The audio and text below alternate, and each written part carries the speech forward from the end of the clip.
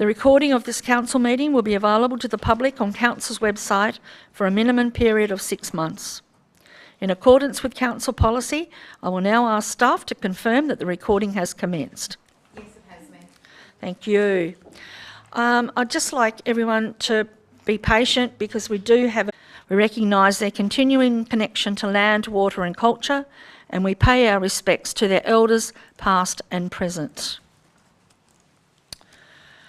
Tonight in attendance we have Councillor Armstrong, Councillor Jessup, Councillor Burgess, Councillor Gibson, Councillor Robinson and I'll notice Jenny when she comes back in. Yep. Would you like to introduce your staff, please? I would. Executive staff here tonight, we have our Director of Governance, Strategy and Sustainable Development, Matthew Grimsey, Director of People and Corporate Services, Patty Johnson, Acting Director, Community Wellbeing Services, Lyle Ground, Acting Director, Infrastructure, Climate and Environmental Services, Sue McCarter, and our support staff are Media and Communications Coordinator, Kelly Davis, and Executive Assistant, Sandy Rustel. Thank you. And we now have Councillor Canberra-Smith with us as well. Number 2, non-attendance. Apologies. We have Councillor O'Neill as an apology tonight. Leave of absence, we have Councillor Toby Thorpe is on a leave of absence. Declaration of interest. Councillors, does anyone wish to declare an interest in any of tonight's agenda?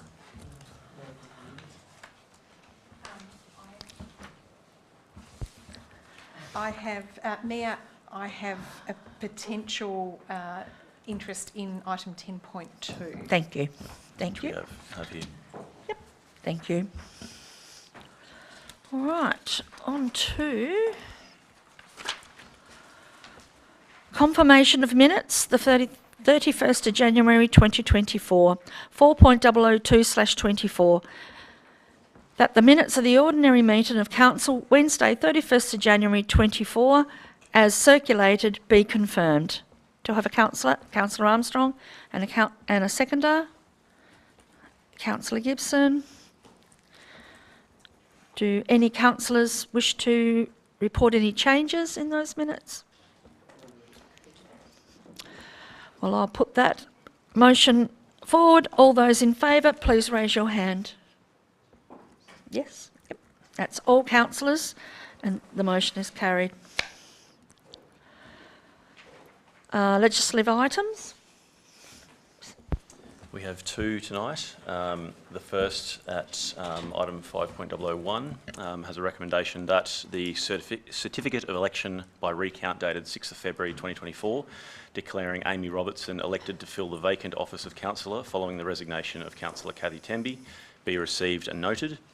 And Part B, the declaration of office made pursuant to Section 321 of the Local Government Act 1993 for the office of councillor be acknowledged. Secondly, we have a Code of Conduct determination report. Sorry? Oh, sorry. Yep.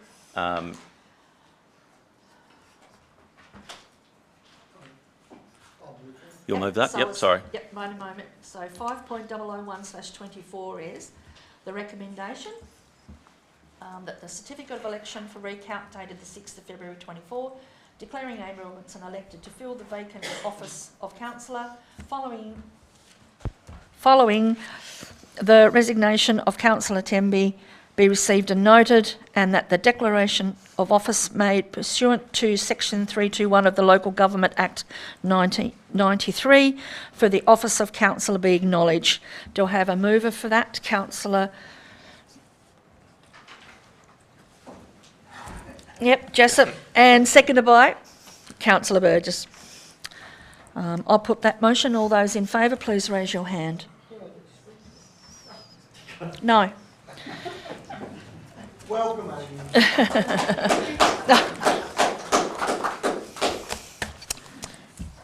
We have a second legislative item, which is a Code of Conduct determination report, which on Thursday the 15th of February 2024, the CEO received a Code of Conduct panel determination report made pursuant to Section 28Z of the Local Government Act 1993 in relation to a complaint made by Mr Nathaniel Elcock.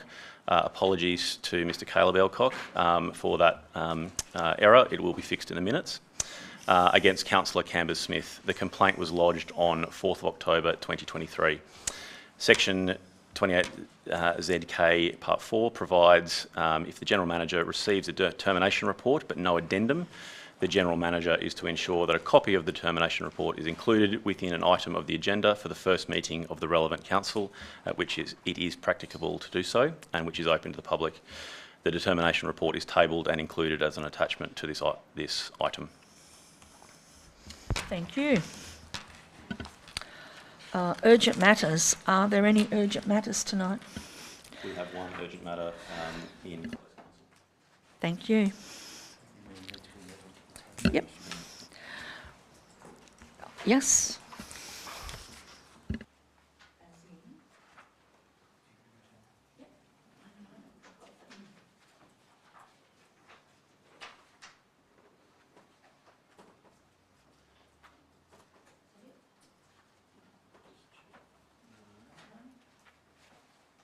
I don't think I've printed it.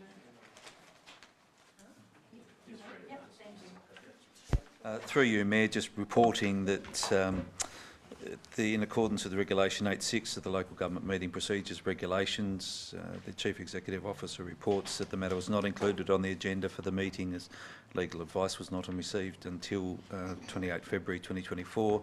The matter is urgent due to the need to complete a review. Qualified advice is provided for councillors by way of a report to council. The recommendation, Mayor, is pursuant to Regulation 8.6 of Local Government Meeting Procedures Regulations 2015, the urgent matter of personnel matter to be listed on the agenda for discussion as agenda item 19.008/24. Do I need a... I move in second. Can I have a mover for that, please? Yep, Councillor Gibson, and a seconder, Councillor Cambers-Smith. And I'll move that motion. All those in favour, please raise your hand. That's all, councillors, and the motion is carried.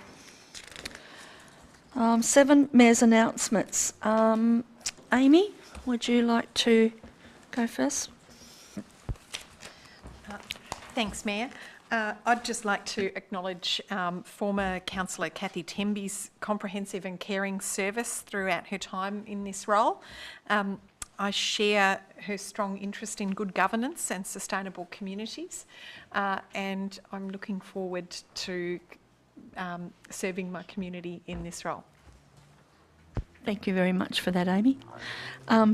Councillor Cambers-Smith, I believe you have an announcement as well. Thanks, Mayor.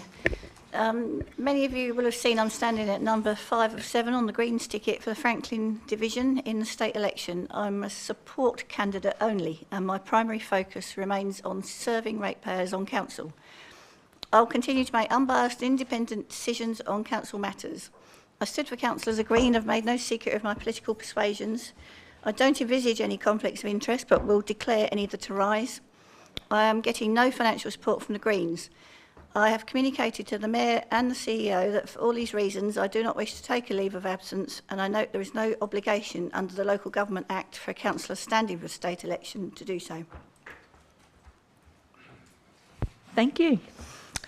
I just have a couple, and one is that, as I said, Sunrise is coming to Cygnet tomorrow to highlight what a great town we have there. They'll be there from 5:45 in the morning until about 8:30. I'd also like to make note that the Ewan Art Awards open on Saturday in Cygnet, in the Cygnet Town Hall. It's always a tremendous art show. I think that is that for that. Thank you. Okay, we're up to public participation. The public question time, there were 2 questions taken on notice from Dr. Liz Smith and Dr. Nigel Goodwin, and the responses are on the website. There were 2 questions given on notice for tonight's council meeting, both from Mr. Swan? Mrs. Irene Swan. The responses are on the website and included in the minutes. Okay, so we're up to... And there was one from Alice Toner. Is that correct? Okay, all right. Okay. There was no questions emailed through for tonight's... no other questions emailed through for tonight's meeting. I'll ask now from the gallery, and I think we all know, but I'll read it out. If you have a question, as the chair, I'll ask you to come forward to the microphone and identify yourself and area in which you live. To make things fair and equitable, we have a limit of 2 questions per person. Normally allocate 15, but we'll see how we go. All questions must be directed to me as the chairperson, and I will either answer the question, refer the question to another councillor or to the CEO. Every attempt will be made to answer the question on the night. Debate will not be entered into, and the council cannot make decisions on issues that arise in public question time. Is there anybody that'd like to come forward and ask a question? Yes, Peter, would you like to come forward?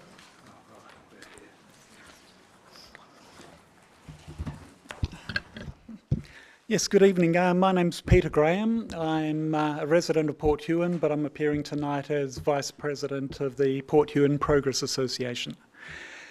And yes, thanks for hearing me this evening, Mayor, councillors and staff.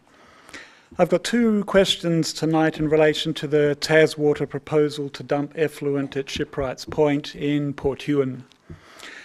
Taswater have maintained all along that a new outfall location would be required for the Geeveston sewage treatment plant, regardless of whether the plant is replaced. I recently put this to the EPA in a 10-minute phone call, and they responded that if the sewage treatment plant discharged effluent of similar or better quality than the water in the Kamandi River, then it's likely that the outfall could remain in the Kamandi River. This would immediately save in excess of $9 million, which is the cost of moving the outfall to Shipwrights Point, and would mean that we have a piece of modern infrastructure treating our wastewater without damaging our rivers and polluting our recreation area. Recent claims by Taswater that the new outfall would be required if the plant fails are ridiculous, as the current plant fails regularly, and even if a new plant failed, we would have raw sewage in the Kamandi River, which would end up directly in the Huon River.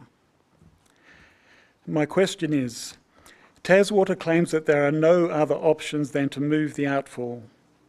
Has Council seen any correspondence between Taswater and the EPA indicating that they actually asked the EPA if the outfall could remain where it is if the treatment plant was upgraded to produce better quality effluent? Because it relates, doesn't it? Yes, so I've got this. The second question relates to the only report I've seen regarding replacing the Geeveston sewage treatment plant dates back to a report in 2011 recommending that the plant be replaced. These figures were redacted from the report. I've spoken to a company, Maxcon Aquatech, that constructs sewage treatment plants for mainly regional communities. Plants of a similar capacity to our existing plant would range in price from as low as $4.5 million to $30 million. The cost is significantly reduced towards a lower end of the scale if some of the existing infrastructure can be reused, such as tanks, pumps, electrical systems, all of which exist at the Geeveston site. Yep. My question is, has Council seen any reports indicating that Taswater has carried out a comprehensive analysis with quotes of the cost of replacing the Geeveston sewage treatment plant and balance this against the cost of maintaining an outdated plant producing effluent that breaches EPA standards, pollutes our rivers and endangers our community? Thank you, Peter. Okay. Can I pass that one through to you, CEO? Thanks for the questions, Peter.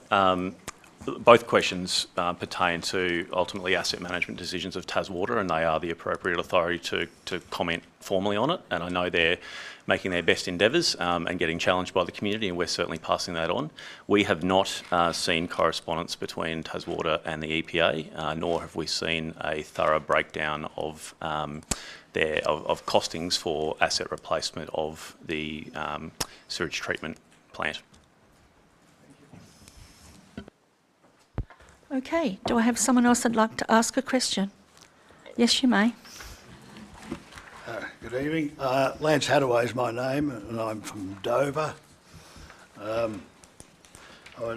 Through you, Mayor, given health's a bit of a discussion point at the moment, would you explain why Council is negotiating to introduce the nurse practitioner model of healthcare to the Geoston Medical Centre, and how Council will fund this model above what is already allocated in the budget to the Geoston Dover medical practice? Thank you. Can I pass that one through to the director, please? The director. Thanks for the question. So just to clarify, it's actually Can I just? I have a disability, I'm deaf, and I can't hear a bloody thing in this room. Right. Your acoustics and your support for that, my problem is nil. Right. And Thank I'm you. not the only deaf person in the Huon Valley. Right. Sorry about that, Lance. I'll try my best to talk loud then. Can you hear me? No, I can't. No? The room's terrible. I'll keep the mic on so it's recorded, but the answer to you is that it's a patient-centric model, so it incorporates nurses, nurse practitioners and GPs, and the idea is that it encompasses the full scope of practice of each of those clinicians. So nurse practitioners are but one component of the model, and the way we would implement it is the way we implement GP-centric practice now is how we would implement that model, notwithstanding there are a number of grants coming up that we are working alongside some of our other practices in the Valley to put together grant applications to allow us to pilot it. But just to be clear, it's not replacing, it's just complementing. So it's complementary care so that if you have a need, a health need, that can be dealt with by a nurse or a nurse practitioner, you'll be directed to them. If it needs to see a GP, you'll be directed to the GP. So that's how the model works. But why would... You've got a health practitioner model in Signet now, which is not working. No one's going to it, and it's not running at a profit. It runs at a loss. Well, that's not Why our... do you want to move Thanks, that across Lance. to Geoston? Thank you. Thanks, Mr Hadaway. Thank you. Do I have anyone else that has...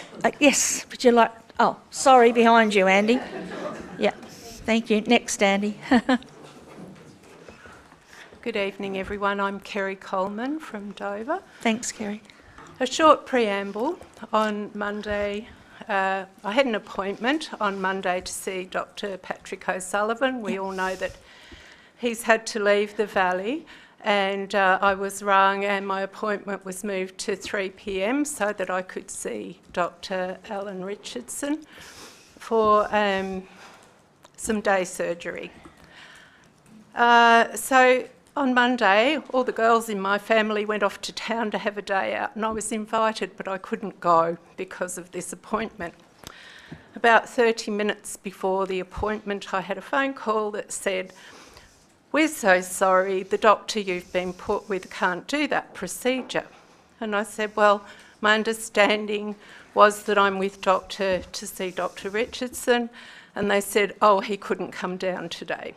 So my question, after all that, is given the recent loss of 2 senior doctors, how is the council going to ensure the appointment of replacement doctors that have the high level and range of skills necessary to meet the needs of the Dover and Far South communities? Thank you. I'll pass that through to the director, if I may. Thanks for the question. To clarify, Dr. Patrick O'Sullivan is coming back. I had a discussion with him today, and He's, I don't want to talk for him at the moment. He's just confirming one or two things, but he is looking to come back and sooner rather than later. In terms of that particular experience that you experienced, I apologise for that. It's a massive inconvenience for you, and I certainly will go back to the team and try and understand why that happened. But going forward, yes, we have very clear criteria in terms of the clinicians that we are looking to take onto our staff. But certainly that sounds like it's a scheduling mix-up rather than because certain doctors obviously specialise in certain areas. So I will certainly take that on, and I will go back to the team and find out what happened and make sure it's rectified.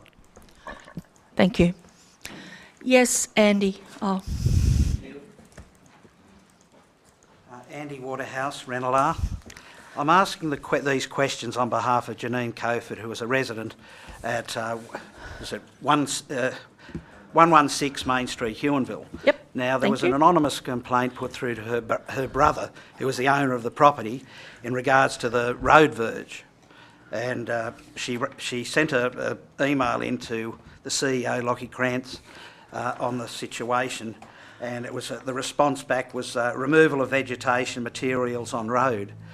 Now, the question I have is from part of that response, but the owner never received anything back from yourself, CEO, or anybody from council. The CEO, in that letter, the CEO stated in a recent letter, the 8th of February, that a list of over 70 residential verge landscapings identified just in Huonville by the resident are predominantly historic and don't contain infrastructure such as stormwater, etc. They actually predominantly all contain the same infrastructure and some are in very new subdivisions. Now the question, two questions, if I may ask the second as well if this time allows. Thank you. Question one, exactly how many of these over 60 residential landscaped verges identified in Huonville received letters from the council to reinstate the weedy verge? That's question one. Yep. Question two, at which specific date does a residential landscape verge become classified as historic? Is it the week prior to sending out the letters to the handful of residents? Yeah. But I might just add myself, it's civic pride, a nature strip I call them. Anybody that does improvements, I think it's a plus. And there was a lot of research into stormwater and the layout of the land. And as far as I understand it, Councillor Jenny Chambers-Smith was notified and she showed an interest in it.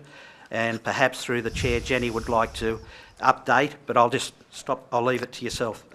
thank you Mayor very Doyle. much. Thank you. You very much for that. I will pass over to the CEO here. I'll need to take on notice your two questions on the specifics of what letters were sent on and dates, etc. I can address the civic pride component because Council completely agrees with that, and we are working on a policy for a street tree vegetation policy, so that it makes clear to the community what they can and can't do and the process for doing that. A key component of that, and we would love people to have the opportunity to take responsibility of their own verge and beautify. A key component of that is actually seeking landowner consent and undertaking such things as a dial before you dig, etc., that deals with those underground services. So at no stage in this particular case was landowner consent sought.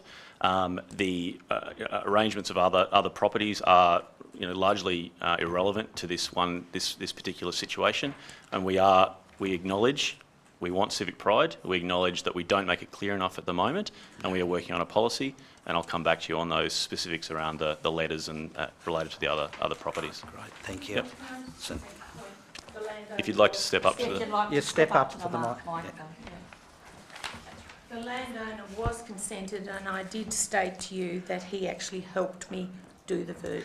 Yeah. He's my brother. Yeah. Sure. Council is the landowner Yeah. of the verge. Council Okay. Council received no request and No, would not because we have... didn't know you had to. Sure, and that's where I I'm... looked on the web page. I drove around everywhere, and people had done it, and there was no information on the web page. So I thought, okay, you're happy for us to look after it. Appreciate Thank that. you. And that's what I attempted to put in my letter to you. And So, that the other thing is too, you've got to remember, Andy, or if refer back to you because you asked that question, is that we do get other people that don't, not everybody likes it. No. You know, so we have to listen to others as well, but we'll take all that into consideration when we adopt, if we do, a policy on that. Yeah, so thank you. Yeah, great. Thank you, Mayor Dillon. Thank you very Lachlan. much. Thank you. Okay, do I have any other? Yes, would you like to come forward, please? Yes, and over the, yep, I can. Thank you, Malcolm. Malcolm Thomas, Deep Bay. If I can just briefly ask a follow-up question to Andy and Janine. Now, I may have got this wrong, but my understanding was that there had been works done there under a DA which required the landowners to cross the nature strip. So your question is to, yeah, yeah. Was that what you were going? Yeah. Is it the case that in this particular instance that we're talking about, that the nature strip had to be dug up in any case to enable access to council infrastructure, i.e. the water and the stormwater, for a DA that had already been approved? I'll pass that through. The DA contained a landscaping plan, which was not on council's land. It was not on the verge. The works that were undertaken were outside the extent of the development application. So unrelated. You're saying... we're not having Sorry, debate. no, I'm just trying to understand what you're saying. You're saying that they didn't have to cross the nature strip to connect to water or to stormwater? For their services? Yes. Of course, services will, but not the planting and the subject matter of the complaint that we're talking about. What I'm trying to get at is that if you've had to dig it up, you've got to reinstate it, and they probably thought that they were reinstating it in. Well, that's a bit irrelevant. Okay. I'm happy to leave that, but there's a broader issue here. I think all around the community, we are getting anecdotal complaints of compliance orders being given to people who, to my understanding and to most people, I think would seem to defy common sense, and in a lot of cases don't have any, are given without any understanding of any regulations that they are actually breaking. I've personally spoken to people who have been fined for such things as slashing gorse and ferns in what is traditionally been agricultural pasture land that has been overgrown. Right, so yeah, if you've got a question in there, Matt. Well, yes, I have got a question in there. Yep. And people are being fined several $1,000s in some instances, and have had to take expensive legal action to negate that. In some cases, people haven't been prepared to spend the money on legal action and have gone and actually paid the fine for doing what they haven't had any proper explanation of what they should, of what actual regulation they've broken. My question is council addressing this situation, and if not, will council address it? Thank you for that, Malcolm. I'll pass that through to the CEO. Yep, we're certainly, have received feedback that our compliance letters can lack context and challenge some of our residents. And obviously they're difficult matters, and we're attempting to do our best. We are looking at these things and trying to provide additional context, additional reasoning, and assist our customers, our ratepayers, to understand why they're being directed to do what we're doing. And of course, we are trying to balance that community interest, and it's often a very difficult situation. I certainly haven't heard of examples where people have been fined for slashing gorse or bracken and things like that. But we are aware of it, we acknowledge it, and we do want to do better in that space. So thanks for the question. Thank you. Yes, Jerry. Thank you, Mayor. Jerry White from Craddock. My question will be about the land use development strategy, but I wondered whether somebody could just clarify the period of time that the almost final document will stand for, given that the last document was, I think, 2007, so it was a 17-year document. Yes. Yeah, so the intention, because as yet to be determined, and obviously would be something that we need to budget for, etc. But certainly the discussions that we have had are that we need to make sure that the land use planning is maintained in a contemporary way. And you would typically be looking at a refresher of a LUDS document. By keeping it contemporary, you don't have to go back to the start every time, and typically a 3 to 4 year type rotation to revisit that document to provide ongoing guidance to our planning instruments would be an appropriate timescale to keep that fresh and contemporary, and to undertake the statutory planning requirements under it in the intervening years. Thank you. Yeah, that sounds like a good initiative. Because when I look at the document, it's somewhat lacking in terms of climate change implications. It talks about adaptation, but mitigation really is omitted, and I think that's really important. But my question is about transport and access, which is section 2 within the report. And while the section deals with what is currently happening and some general pointers on what might be possible in the future, it is seriously lacking in terms of the types of approaches that have been taken elsewhere in Australia and overseas. So my question is, can a section about innovation in transport either be addressed in 2.1, which is the background to that section, or another section be added specifically called innovation in transport? All right, can I pass that through to the Director? Through you, Mayor, the issue is how that relates to land use.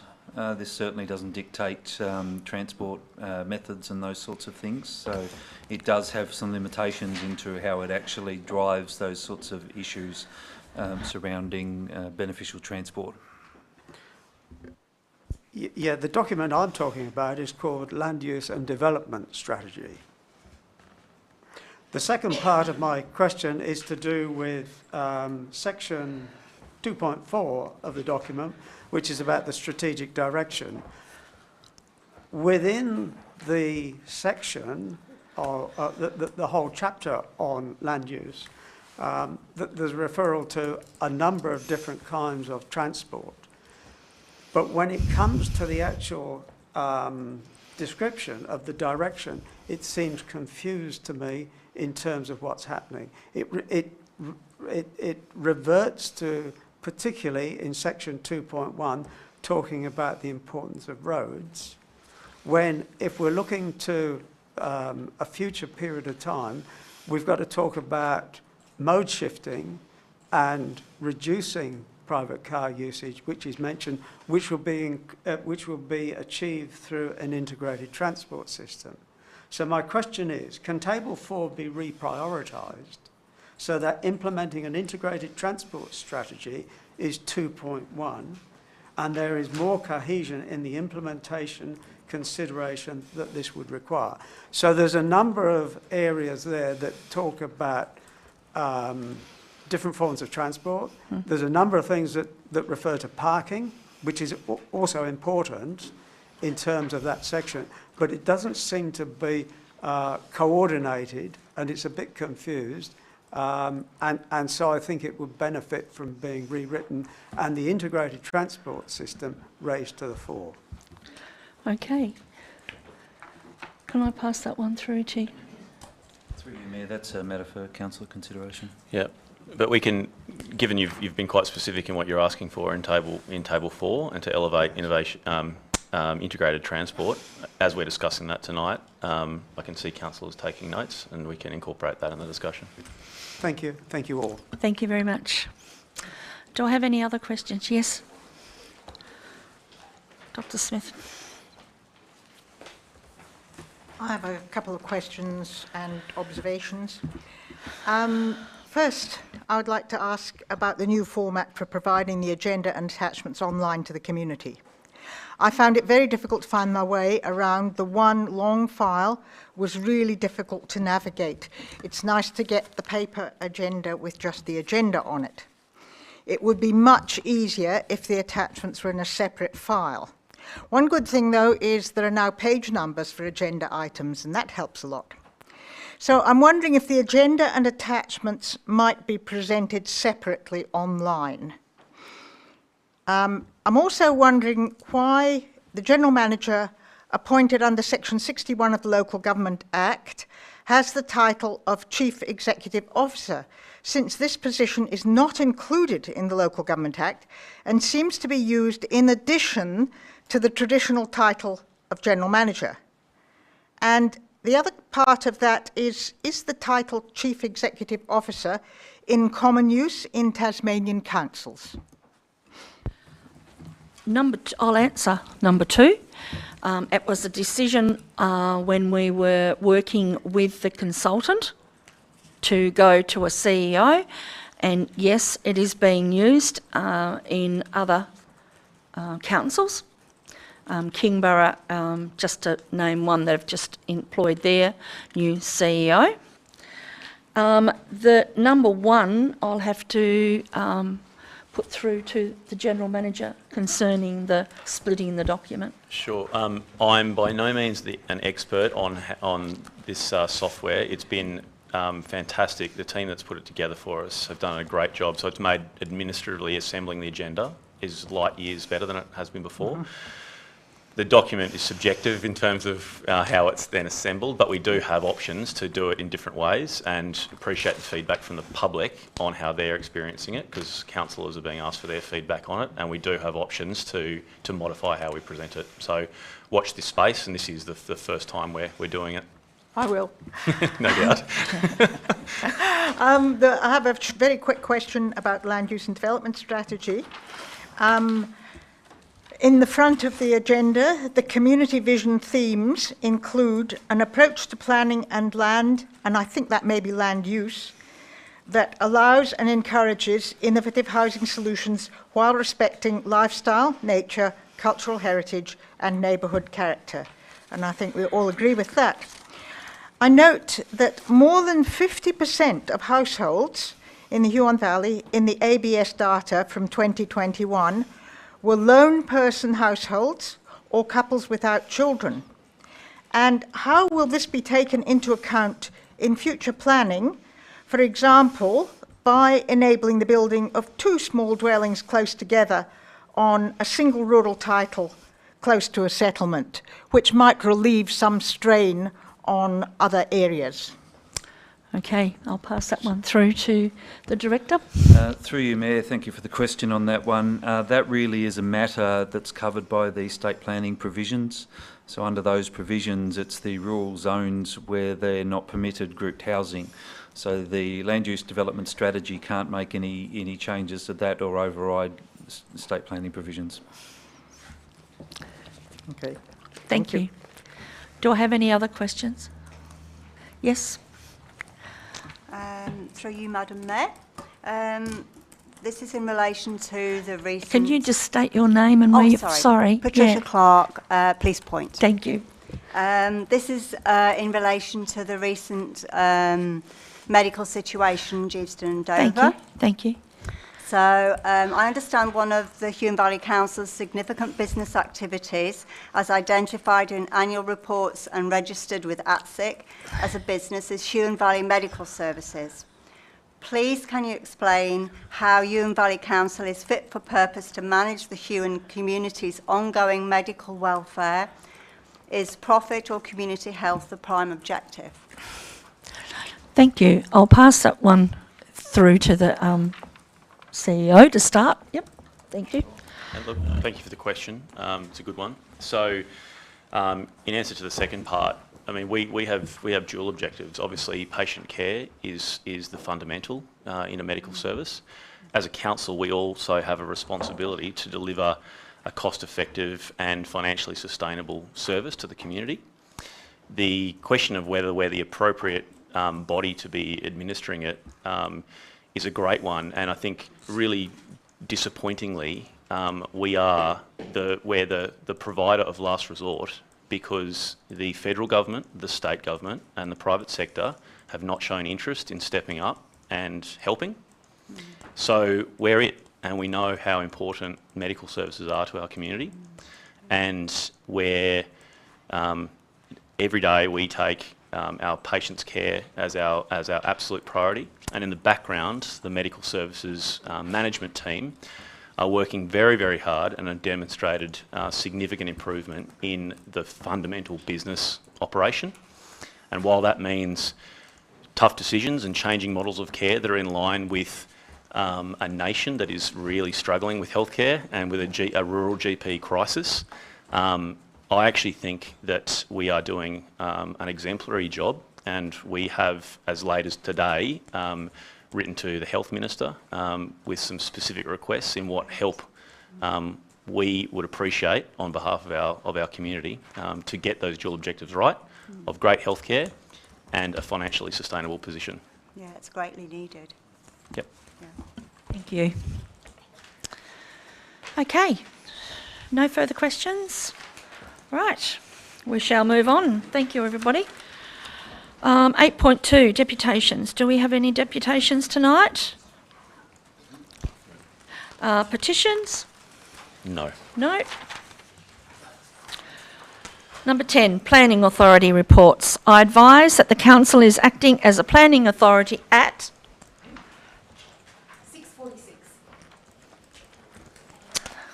in accordance with the provisions of Part 2 Regulation 25 of the Local Government Meeting Procedures Regulations 2015, the Council will now act as a planning authority pursuant to the Land Use Planning and Approvals Act 1993. In accordance with Regulation 25, the Council will act as a planning authority in respect to those matters appearing under item 10 on this agenda, inclusively of any supplementary items. So, Mayor, Councillor Robertson has declared an interest in this matter. Yes. Indicated that she does not believe she needs to leave the room. yes. The provisions of the Council's management of conflicts of interest policy would apply to this circumstance. In this circumstance, Council will assess the conflict of interest, will identify risks to Council arising from the conflict, and will determine appropriate strategies to manage the risks. On this basis, Councillor Robertson would have the opportunity for an explanation, leave the room, and then there's some discussion between councillors. Okay. So, Mayor, I'd like Council to consider whether I may have a conflict of interest in relation to item 10.2. I'm the immediate past president of Huon Valley Zoning Association, having resigned this position on 20th of February this year. However, during my role in that committee, I did help draft a submission to the LUNS, and indeed I also helped draft the Port Huon Progress Association's submission and made my own personal submission to that consultation. None of these submissions advocated for actions which would give me or a close associate any pecuniary benefit or detriment. I note that the matter relates to planning and development issues that apply throughout the municipal area and would give me or my close associates no particular benefit or detriment greater than any member of the public. That's from section 52(2)E of the Local Government Act. I do believe that I'm capable of bringing an open and unprejudiced mind to the question of this strategy. Indeed, I am no longer answerable to the HVZA committee and look forward to contributing expertise, including that gained from my Bachelor of Environmental Science and my experience in forested land use and compliance. Okay. Would you like to leave the room for us, please, Amy?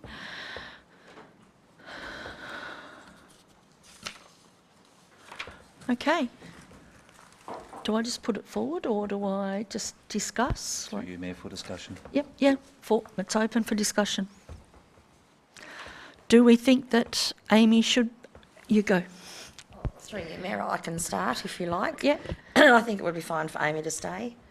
I think even though she was in that role, there's been councillors that have also made submissions. I think half the Huons probably made submissions. I don't think there is anything to gain from her not being a part of this. She's already done it. It's over, pretty much. I don't have a problem with it.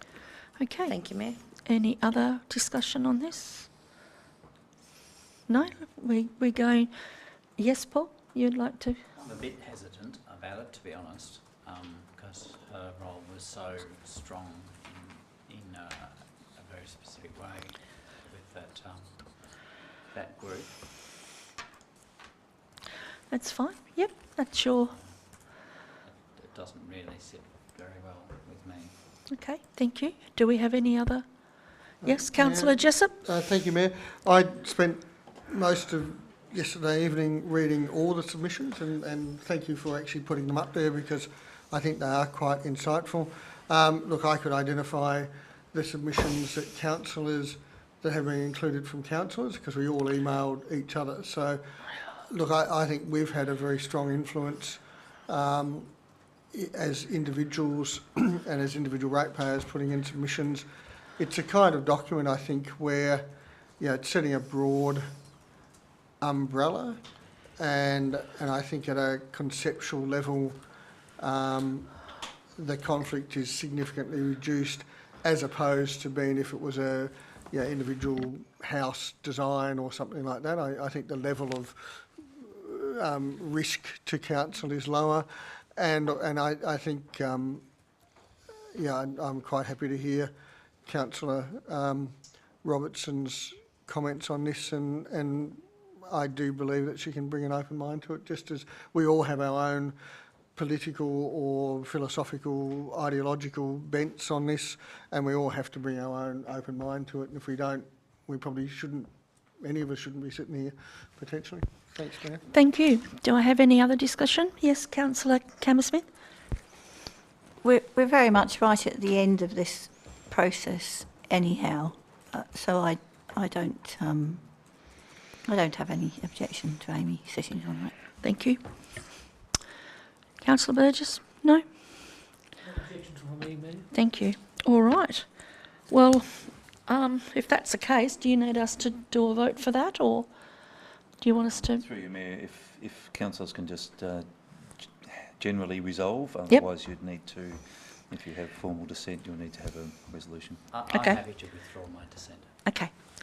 All right. So at the moment, we're all happy for Amy to come back in then. Okay. Thank you very much. Thanks, Paul. So right now, Yes.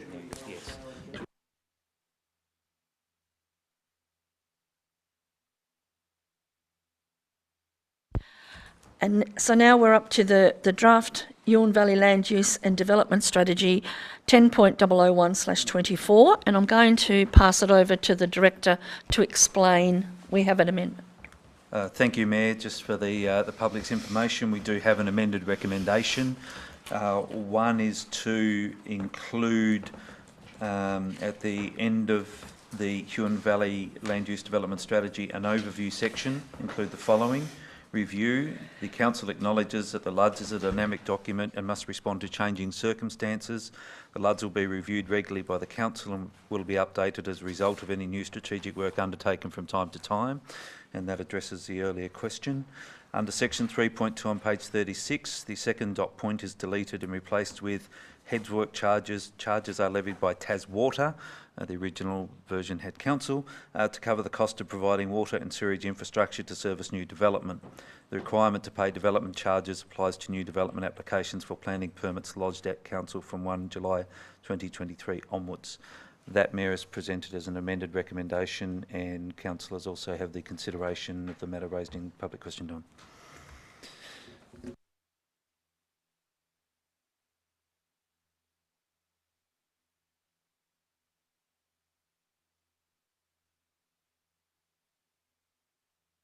Yep, that was moved by Councillor Jessup and seconded by Councillor Camber-Smith.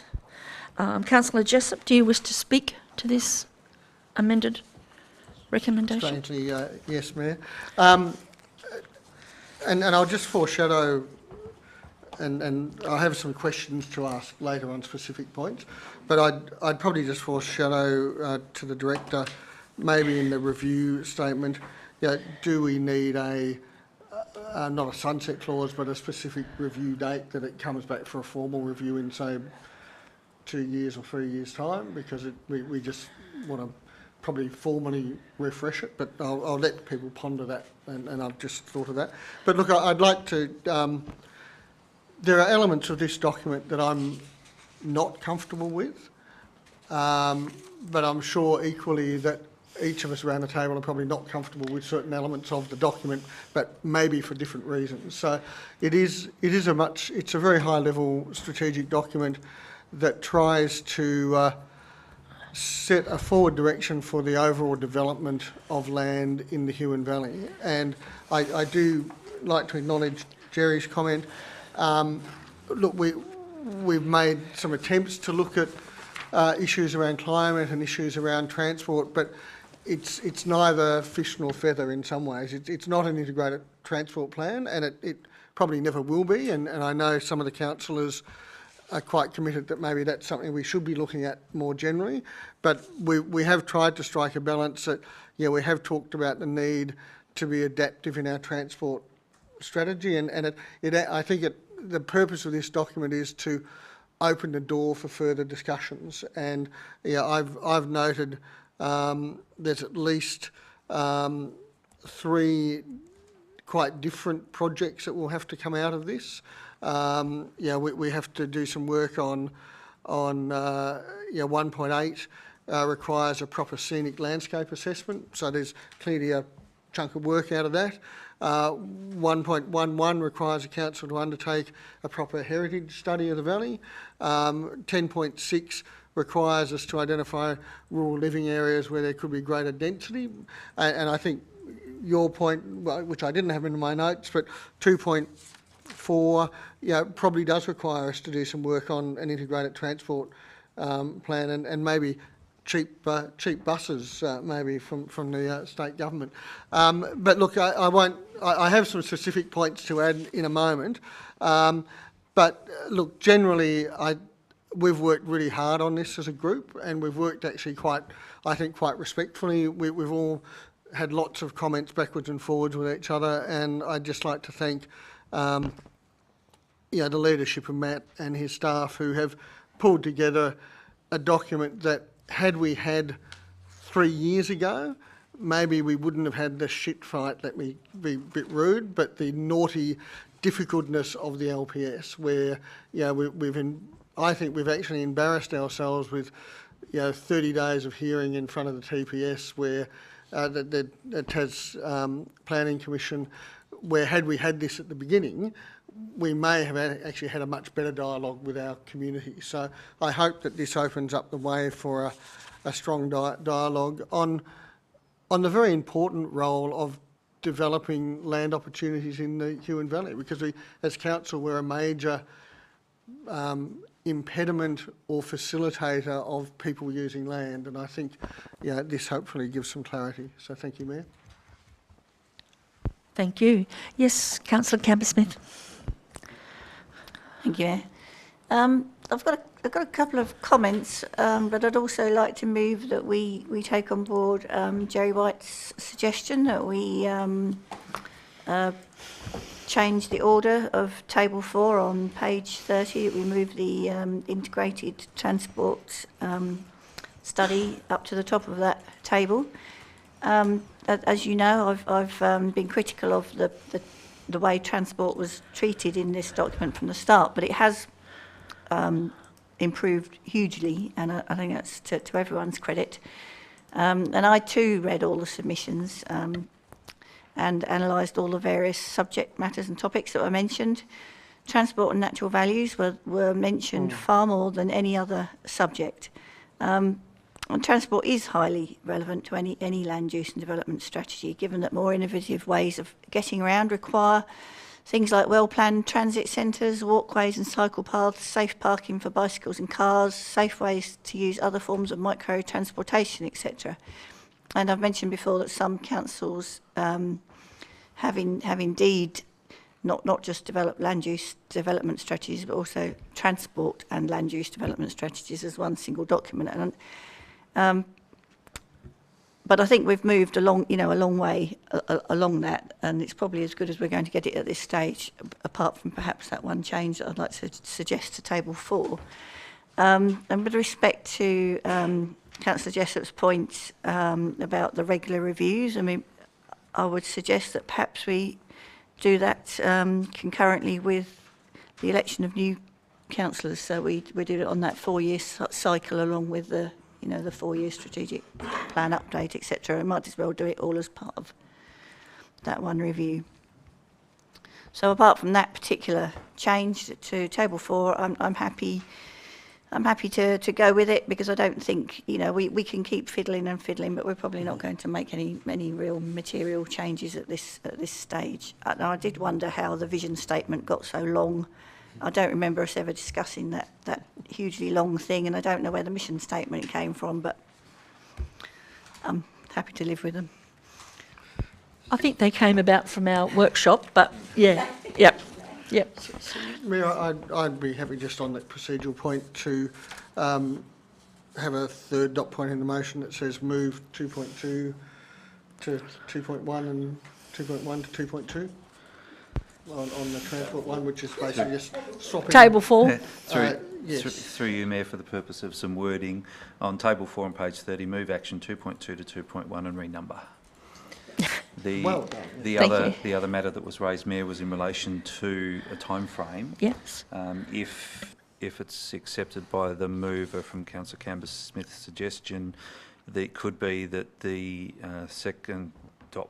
first dot point, has changed to say that the LUDs will be reviewed regularly by the council following each ordinary election, and will be updated as a result of any new strategic work undertaken from time to time. Can I suggest that we just actually add a second sentence to that, but the sentence, so keep it all as it is, because it is, we want it to be a dynamic document, but then say furthermore that the document be formally reviewed after each election in line with our other strategic documents, or something like that, because that's really what Jenny, I think, was saying to, yeah. We'll just. It could even be at least at each, following at that time. New election. We have got from, so would you like to, yep. Through you, Mayor. The first suggestion would then come out, so LUDs will be reviewed regularly by council and be updated from time to time. The LUDs be formally reviewed after each ordinary election, along with other strategic documents.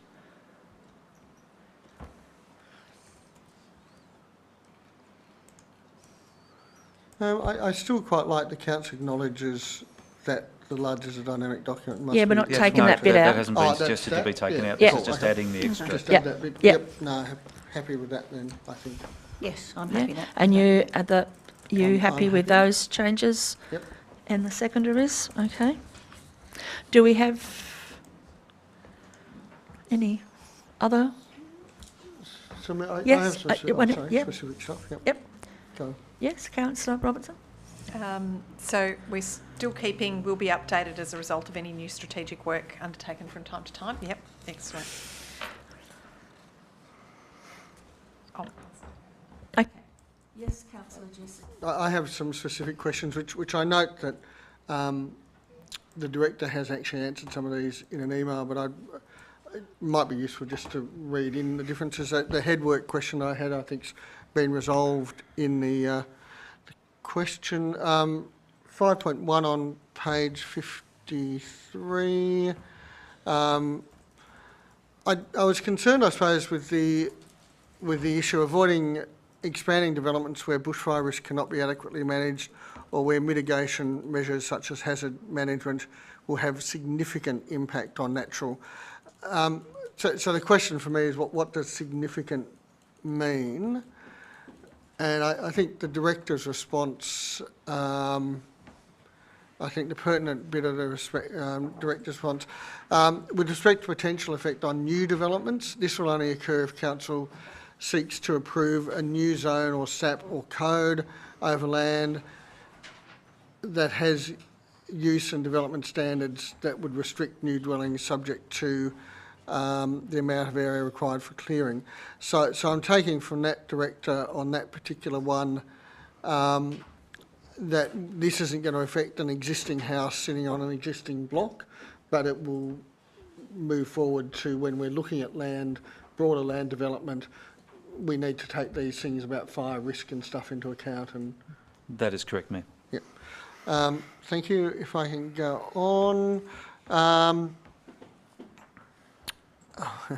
Prioritise the protection of natural assets, 1.7. Look, again, I ensure developments including vegetation clearance or bushfire hazards management consider natural values. I did initially want to add in there an existing use of land, because I think that's been one of the things in the LPS that has come out repeatedly. But again, the director has reminded me that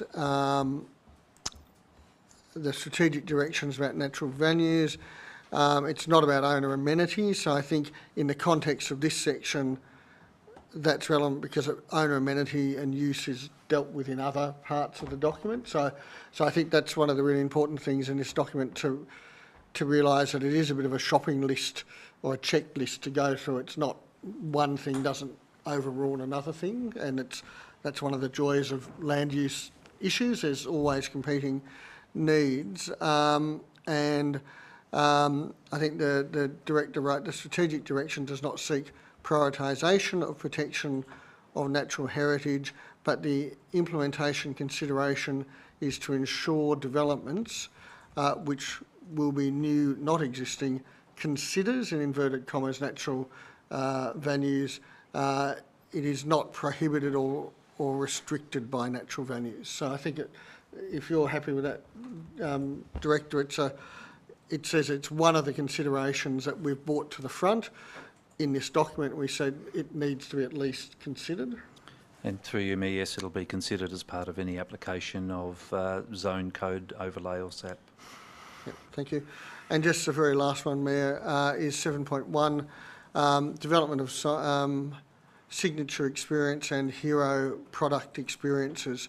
I must admit, I had to Google what a hero experience was, and it's very interesting what comes up on Google. Don't do it in your work computer. I think I suggested an example, and you've suggested, I think, Director, that in the context Hastings Caves is identified as a signature experience. Airwalk and Transformer would also fit the description.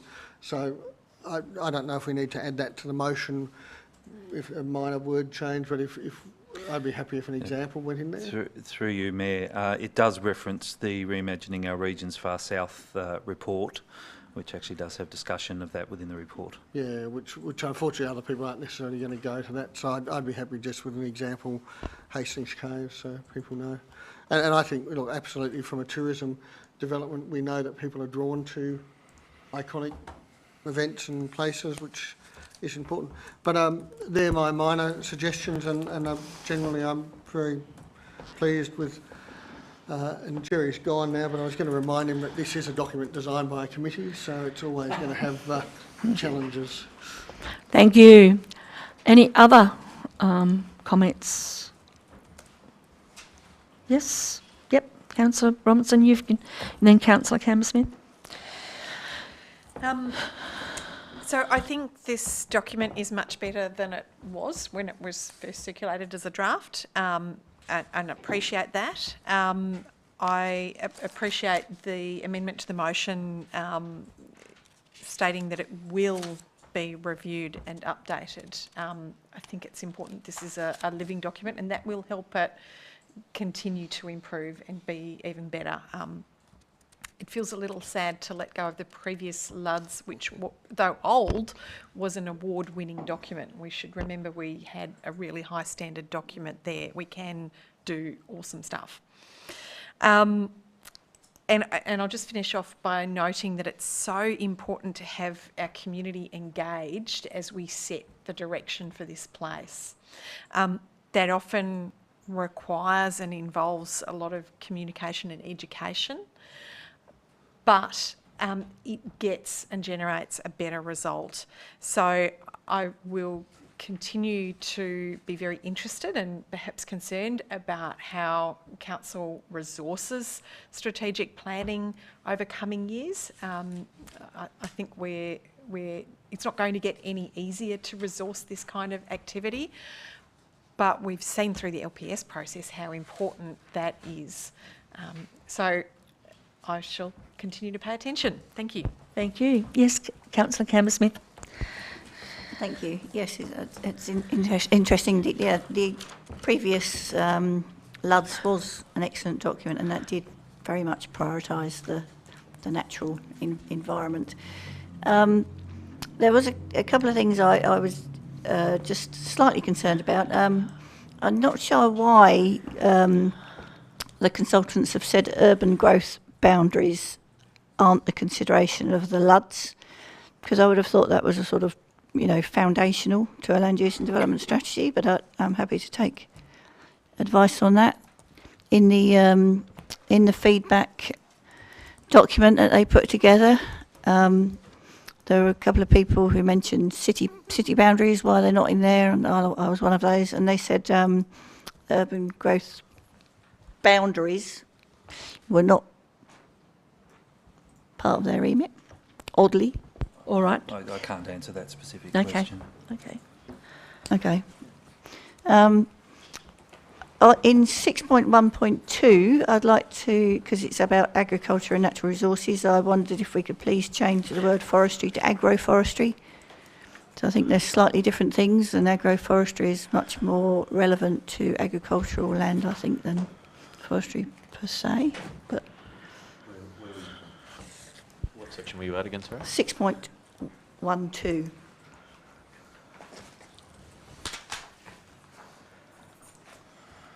62. Sorry? Page 62. 62. Good, I'm glad you said that, because I've got to find it myself now. And I think that was pretty much my only... Yes, Sorry, through you, Mayor. Sorry to plead ignorance, but I don't know what an agroforest is. Could you please explain that to me, Jen? Agroforestry is where, rather than sort of plantation development per se, agroforestry is a more sort of regenerative form of forestry and agriculture on usually on private land, where you have a number of species planted at different times, and they're selectively harvested at different times. So you sort of maintain the natural values, and you generate high value timber from the land as well.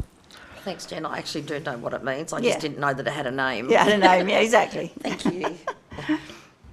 It's a subtle difference, and it's perhaps I'm not going to. It's not a hill I'm going to die on. No. Just it's just a suggestion more than anything. Does that? Yes, Amy. Yeah. Where is this? 6.12, page 62. And the only other thing I just wanted to ask was, I couldn't read the map in the very first line of feedback, so I've got no idea what they were talking about, where that is, that consideration of extending that northern boundary it's referred to. So it could have been Jeeveston, Signet, Grove or Huonville, for all I could see, because you can't read the map. Where was that, Jenny? In the document they've given on the summary of feedback and the changes. It's the first item. There's a little map, and when you blow it up, I mean, I don't know where it is. I mean, it's probably not in the slightest bit important, but it's a little bit annoying that I couldn't identify where it was. Yeah. Okay. Have you found the place, Amy? Yeah. I just wanted to add, I guess, just a thought that forestry industry, I think, is the broader meaning that encompasses both agroforestry and regular plantation forestry. And I'd be reluctant at this point to preclude plantation forestry and favour one over the other when that is the broader meaning, and it provides greater certainty and diversification. I'd be happy with including so provide flexible for farm diversification, including farm-based agroforestry, the forest industry, creative industries, because I'm happy for both, because I think the reality is we do have some large chunks of plantation forestry, but we also want people to be planting value-added, and a lot of smaller farmers are doing that. So just adding it instead of taking one out, leaving that and adding agro. Yes, Amy.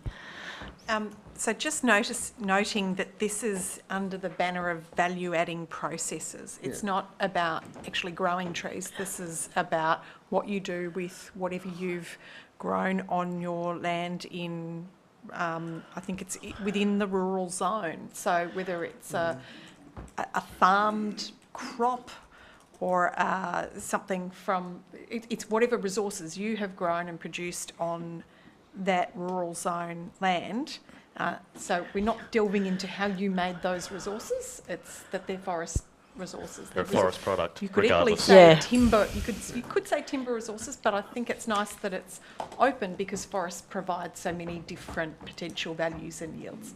And I could speak about seed or foliage or apiary resources and so forth. Yep. Okay. Are you happy with that terminology? Adding in both. It sounds like the best course of action is just to leave it as it is. Okay, thank you. All right. And the urban growth we can't answer. It's still working on that. Yeah, no, that's fine. Sorry, I don't know where the reference, I wouldn't be able to find the reference straight off either, but That's okay.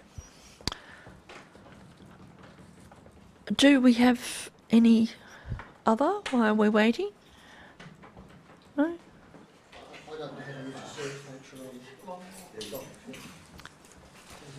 I can on my own PDF reader on my other laptop.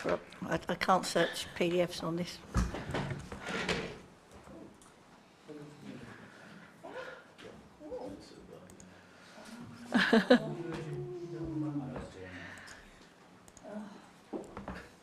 You all right? Don't blame the system, Jenny.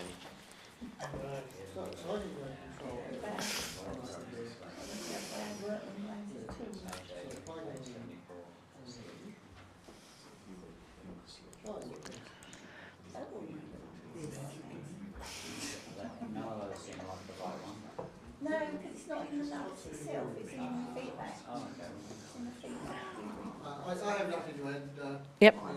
Okay. Yep. Thank you, Lockie.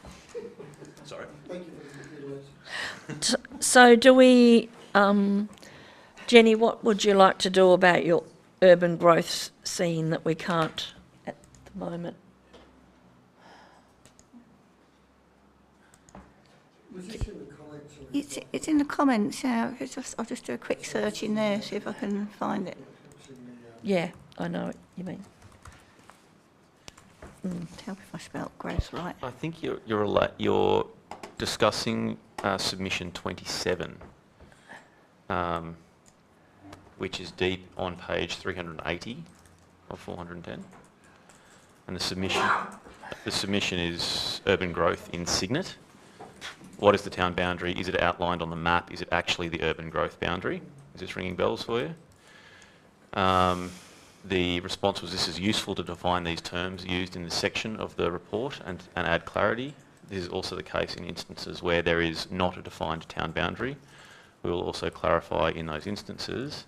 And we then had urban growth boundaries are not something currently considered in the LUDs, nor is it something that we think is necessary at this stage. There hasn't been any change. Yeah. That's what you're talking about? Yeah. They're sticking to the existing urban growth boundaries at this stage. Yeah, I'm just wrapping my head around it, to be honest. Just going, okay. Matt, is that clear to you now, what we're talking about? Through you, Mayor, yes it is. There's just, I'm having some background discussion with our strategic land use officer It says urban. in relation to urban growth boundaries mainly applying to city areas and dealt with under the Southern Regional Land Use Strategy. But the maps have been generally provided which would show what the growth limitations are of each settlement anyway within LUDs. I found it. It's point 27. Yeah. It just says urban growth boundaries are not something currently considered in the LUDs, nor is it something that we think is necessary at this stage. That just seemed a very odd statement for a LUDs. I think they're trying to say changing them. They exist, and they're not considering. Oh, okay. We're not. Right. So Yeah. This document is not seeking to make a change to those at this point. As Right. As I a guidance understand. document, Okay. and then further work that we do, the statutory work that needs to be That's done. allayed my concerns then. Yeah. Thank you. Yeah, just through, in a moment. Just through the mayor, yes, I again just refer back to those maps that are in the LUDs itself. Yes, but they're the ones which are showing the limitations of the settlement areas anyway. Okay. So, with those changes to the amendment, is that correct?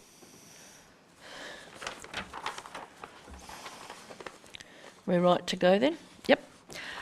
Do you have any closing comments? Councillor Jessup?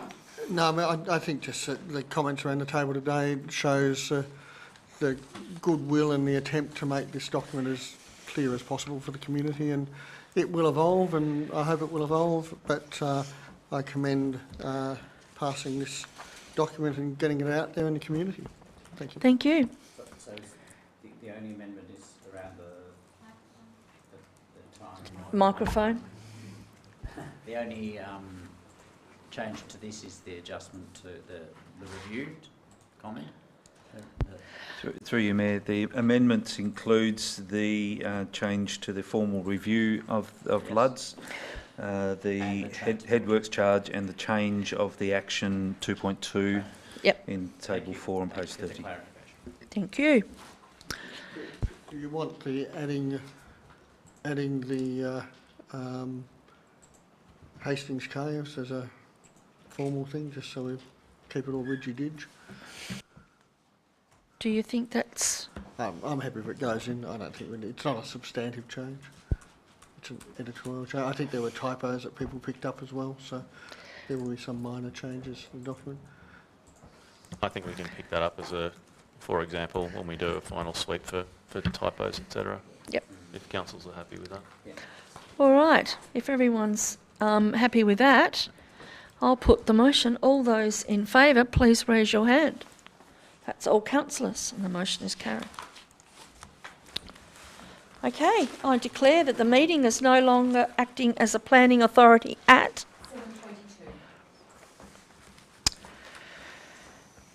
7:22. General reports. Are there any councillors tabling their activities tonight?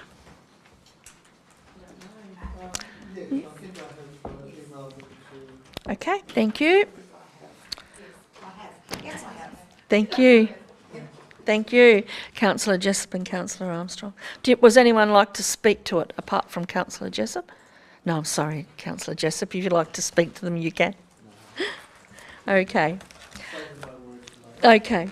11.00224, the recommendation is, do I have a councillor to move a motion that the general reports and minutes for the period 1 to 31 January 2024 be received and noted? Councillor Camber-Smith. Do I have a seconder? Councillor Armstrong. Oh, do you wish to speak, Councillor Camber-Smith?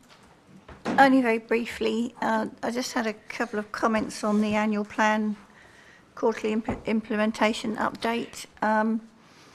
I wondered why there's a couple of measures in here that didn't seem very meaningful that I thought could be changed to something a lot more useful. For instance, we report the value of DAs, which would change dramatically according to the housing market, and more useful measures could be numbers of dwellings approved, numbers of change of uses, e.g. to tourism accommodation. And likewise, we report the number of community development programmes delivered, whereas much more useful would be the numbers of people assisted through the community outreach programmes. So I don't know if maybe these measures might be the sorts of things that are being included in the new strategic plan. But other than that, I don't, very happy with the reports as presented. Can I just respond to that and say you have the full support of the staff to adopt some contemporary reporting metrics. So we will do that. At the moment, though, we have an annual plan that has those KPIs set. So we will finish that off and look at our, in the development of our next year's, come back with some management KPIs that are a bit more meaningful. Okay, do I have any other questions or statements? Okay, don't want to close. Councillor Cammersmith? No, it's fine, thank you. Thank you. Okay, well, I'll put that motion forward. All those in favour, please raise your hand. That's all councillors, and the motion is carried.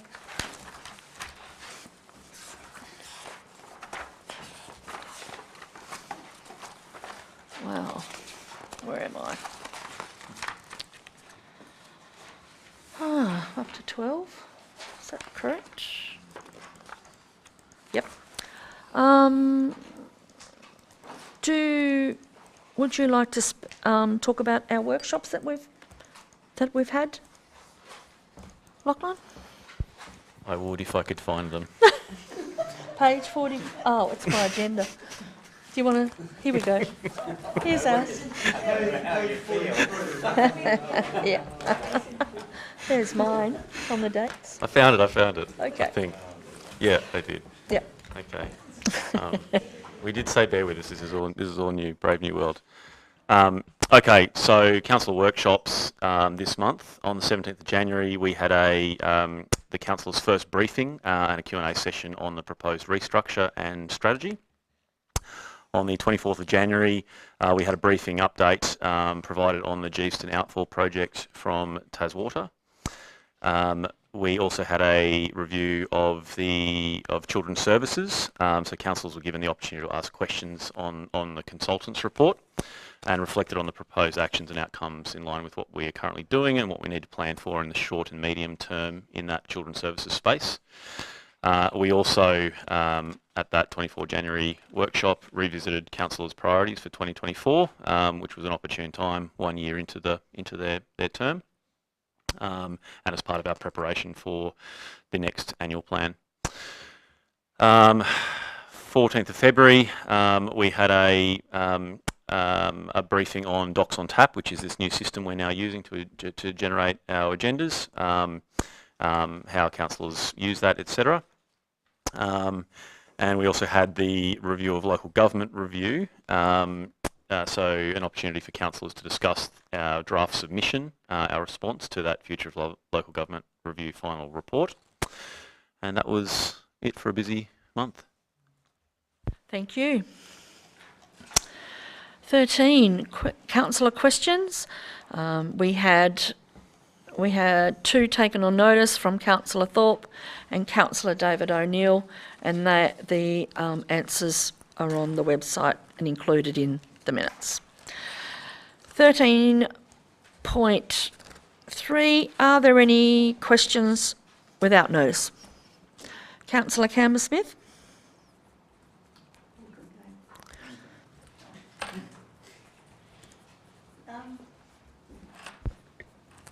Could officers please provide an update on the expected completion date for the replacement of the Shipwrights Point jetty?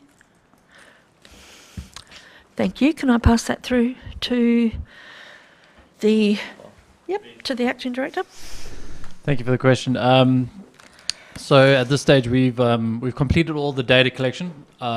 That's wave data, etc. But there's the one outstanding component is the geotechnical drilling, which is probably the most important component, which we're planning to do in the next 8 to 12 weeks, depending on Crown consent. So the geotechnical findings will determine the final design of the footings, which is the most complex component of the project and will ultimately determine how long it's going to take to construct. So we're currently working towards a conservative completion date at the end of 24-25 financial year with an aim to start works by October.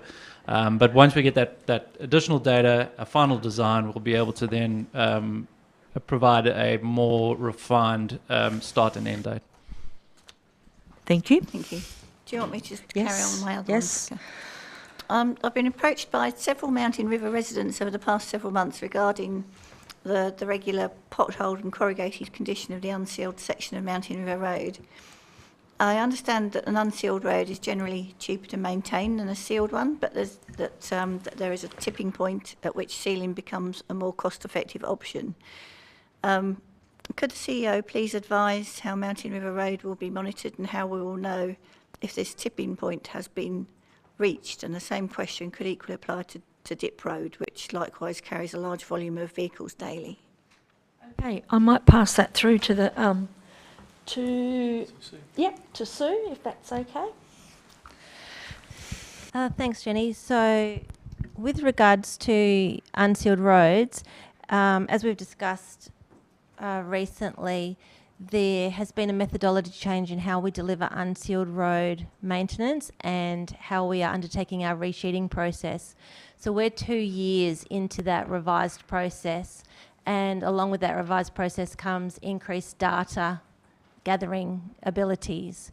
So we will be collecting up data to understand exactly how much it costs per square metre or per metre to manage sealed roads versus unsealed roads, but we need a few cycles to actually come to a landing point on that and to be able to give recommendations on when it does move over through that tipping point.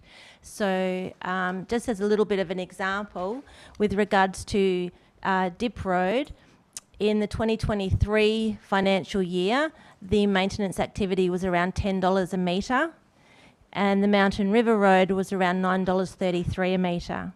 Both of those roads are actually undertaking a renewal process this year, and the difference there is for Dip Road it'll be about $52 a metre, and Mountain River will be $55 a metre.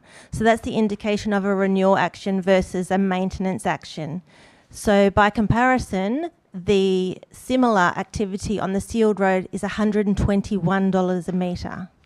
So that's just to give you an idea of the difference at this stage. This is in our very early stages of data collection, bearing in mind that the traffic movements per day on the unsealed sections of both Dip and Mountain are around 330 traffic movements per day.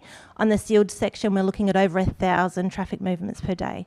So when we come forward with the information and recommendations on transitioning from an unsealed to a sealed, it will come with all of that relevant data and comparison so you can make a sound decision.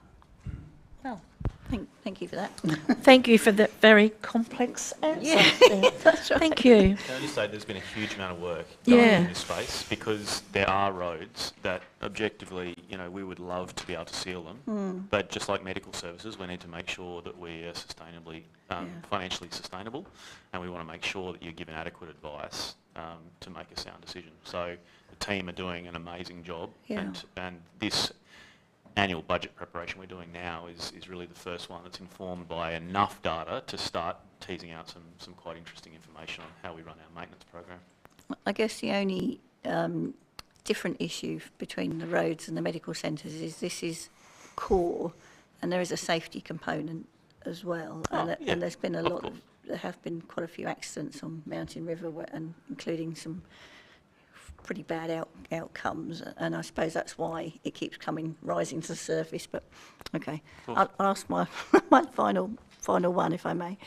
I know we're always stretched for time, but I note there's no mention in this agenda of the current government proposal to change the reserve activity assessment such that panels of minister-appointed planners can be set up on request of a developer or the minister to review applications for developments in reserve land or the World Heritage Area, of which we have a considerable amount in our municipality. This current proposal, which is out for consultation at the moment, is the equivalent to the DAP process proposed for private land, on which Council wrote a well-argued opposing submission. The deadline for submissions is the 8th of March. Will Council be putting in a submission, however brief? Thank you. Can I pass that through the... Yep. Through you, Mayor, just due to workload, we haven't been in a position to be prioritising this. Certainly at face value, there's a lot to support about the proposal. Currently, the RAA system is very insufficient. This provides the opportunity for public input, appeals to processes. So it's actually a very strong proposal, but at this stage it wasn't going to be something that we're putting submission in. So if council wishes us to be working on what's one, we'll have to put something off the table. Just put my own in. Thank you. Okay, yes, Councillor Gibson. My question was quite simple. It was in response to a letter from the resident in Dover who was rightly very upset about a nesting swan being killed by a car.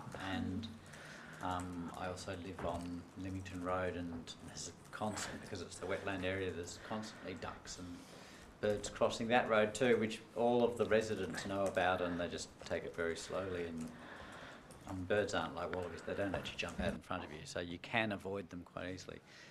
But it just seems like putting some signage up about, specifically near that wetland in Dover and that place in Cygnet, there might be other places, just alerting people to birds. So I was asking whether that's a possibility. Okay, through to the Director on. Look, yeah, I'll answer that. I mean, it is a possibility. We do need to just balance and not. We don't want a proliferation of roadside signs across the valley. So there needs to be a process of identifying those high value areas. So yeah, if it's a wetland, etc., then that's worth contemplating. We've certainly done it in areas where, for example, we know there's high devil movements, for example, as a high priority area. But it's just getting that balance so that we don't. I mean, we are in a rural area. There are animals everywhere, and we just run the risk of a costly and noisy signage campaign. So something for us to consider by all means, but just a careful balance. I'm not sure whether that letter was sent to you as well. I'm not familiar with it. Maybe I should just forward that to you, and we can talk about it further. I think that it would be a lot better as a formal, one of our formal, like signs in preference to a lot of the Corfus that are up around the place at the moment. I think it'd have more bearing if it was a wetland and you're coming into that area. I understand what you're saying. And I agree with yes, definitely. CEO yeah, targeted. Yeah, that's right, in those areas. So yeah, so I'll follow that up. Yep. Thank you. If you can forward that letter on, that would be much appreciated. Okay, do I have any other questions without... Yes, Councillor Armstrong? Sorry. No, you don't have to be sorry. Just Sorry. Through you, Mayor. I've just got a quick question to the CEO about the Mary Street issue. Lots of chitter-chatter, lots of this is happening, that's happening. Could we have a really quick rundown of what exactly is happening, please? What is the Mary Street? Thank you. Oh, it's Cygnet. A quick rundown of Mary Street. Okay, well, just make it a long one if you want to. So, look, it is definitely one of the most pressing social media issues that we've got at the moment, community issues that's coming up around that safety of Mary Street. The Cygnet Association have helped us by putting out their view of the world and put forward a proposal that we are sharing or have shared with State Growth. Not sure which one, but will be shared and seek their comment on that as well, because Mary Street is ultimately the highway, the Channel Highway. The team have had discussions, and State Growth are actually down this week. We've recently done traffic monitoring on Mary Street around traffic volumes and speeds in conjunction with State Growth, and they have officers down this week to have a look at what possibilities there are for traffic management, speed limit review, pedestrian crossings, things like this that they have been resistant to in the past, but are now talking to us. I think that's a combination of the requests that we've been putting in for some time, as well as the public going direct, as we've encouraged them to, as it's a State Growth road, to go to State Growth as the primary component. I don't have the data to hand, but the speed of the traffic monitoring data indicated that the majority of vehicles are actually travelling below the speed limit at the moment anyway, because it is a low-speed environment, but obviously those vehicles that do speed through scare people, and it is a very narrow road, and it is got truck movements on it. So that's the Mary Street component. Then there's the overlay that we have in 2022, we got a state government grant as part of an election commitment, so $5 million, to improve safety on Mary Street. And that project was designed, it's quite fresh in my memory actually because I've been writing a letter to the Minister about it. That road is purported, well, yeah, so caretaker. So yeah, lots of candidates, put it that way, to support us in this, because the road, the changes were purported to be, while called safety improvements, were purported to be an alternative transport route to get heavy vehicles off the road, improve, add additional parking, create, allow for the expansion of a commercial precinct behind, on the rear side of the existing shop fronts, and also open up the opportunity for walking tracks. So it's a road to do everything in a location that has some quite significant challenges. And our fear with it was never costed, it never had a design, and as we've seen from the Signet Association's community consultation on their design, we have a very divided community, with some understanding it as a bypass, or probably the majority understanding it as a bypass, and the opportunity with $5 million to deliver a bypass is unrealistic. So that's our challenge. What actually needs to be done, and should have been done all along, and it is council's fault that we went for a project, we requested funding for something that we had never costed and designed properly. So that's on us, and that's the mea culpa I'm doing to our candidates, and requesting that we can actually utilise that $5 million to actually do that due diligence work as part of that. So we demonstrate what is actually needed. That includes the proper community consultation based on some feasibility designs, based on what we already know the community are generally asking for, and also informed by, we are in a good position now, a better position than we have been in the future, where we have, most importantly, the Southern Tasmanian Regional Development Strategy, which is effectively a supply and demand analysis of all development that's going to be happening over the next couple of decades. And that's been done over this whole southern region. But that actually lets us give both us and state growth information on what needs will be expected for traffic on Mary Street, on the highway, as well as other roads now and into the future. And that's a key part of what we design. Because what I don't want to do, and while we've got money to deliver a project, we then have a road that's a depreciating asset that we fund out of operational funds, and we do not want to deliver a road that doesn't meet the community expectation and have another job where council, you were supposed to give us a bypass and you've given us this thing. So we need a clear brief, we need clear costs, we need a design, and we need the state government to help us by saying, yep, those committed funds, you can actually use them to get this design done, and then go ahead and start implementing those actions. At the same time, we're working with state growth on Mary Street being Mary Street. What can we do to control that environment and make it safer for people now? Not a short answer, but that's... No, but that's all good. But yes, but that is correct, because realistically any other roadway around, or, it could be years away. Whereas I think the problem with Mary Street is it's been years of decisions being made that haven't really been thought about. And I think this could have been avoided 15 years ago. But I also think that, it's not an unfixable solution to make half of Mary Street wider. It's just half of Mary Street, really. The rest of it is fine. But, if you could make the top end safer that's wider, and the narrower end safer because it's narrow, I think that would probably, make people feel much more comfortable. But there is some confusion because of the failure to provide the bypass road, and then we've got these little plans coming out on Facey that people are not sure about. So I thought it was an appropriate time to ask you for a very long-winded answer to a short question. Well, look, we want to... Because, at 20 to 8, you want to answer one of those, don't you? Yeah. Thanks, Councillor Armstrong. Thank you. Okay. Yes, Councillor Jessup. Mayor, let me ask a long question that will have a short answer, maybe. It's to do with the medical centre, and when we all came to council, we were told that the medical centre was running at about $500,000 subsidy by the council per year. Last year I think we got that down to 380-ish. And while I, and I'm sure all the other councillors, desire that all ratepayers have access to quality medical care, subsidising this at a rate is not conceivable over the long term when it is particularly a federal government responsibility. But we're also very aware, and as you pointed out earlier in an answer, we know it's either us or nobody. And this group of councillors, I'm sure we've talked about this, and we do have a strong commitment to good access to health. And I know the Health and Welfare Subcommittee of the Council is very committed to that.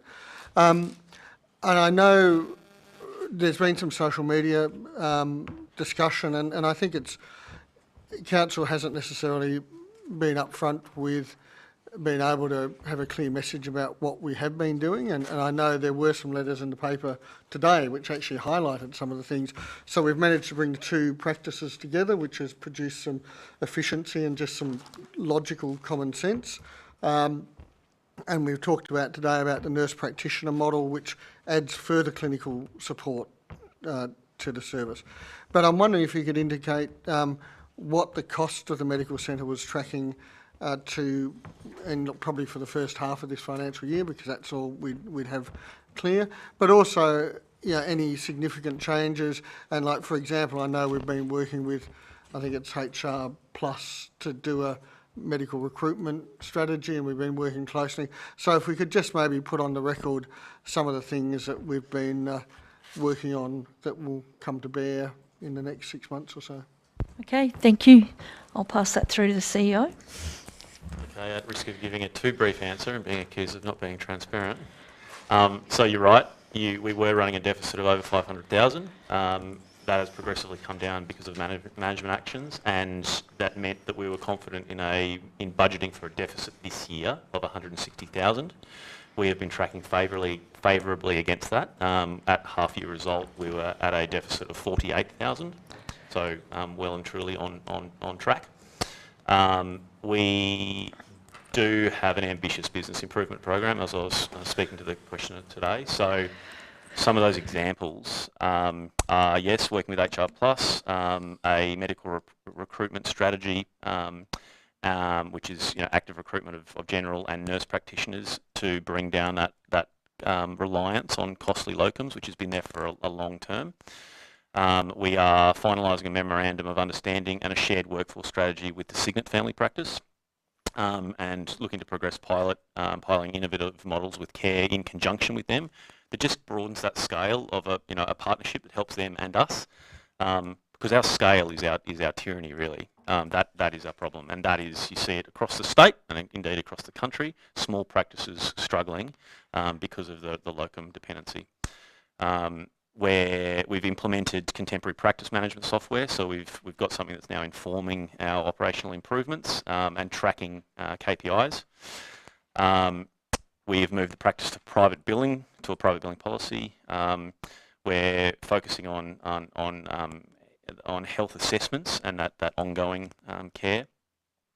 We've maximised the utilisation of the triple incentive scheme from the federal government that was launched in November 2023.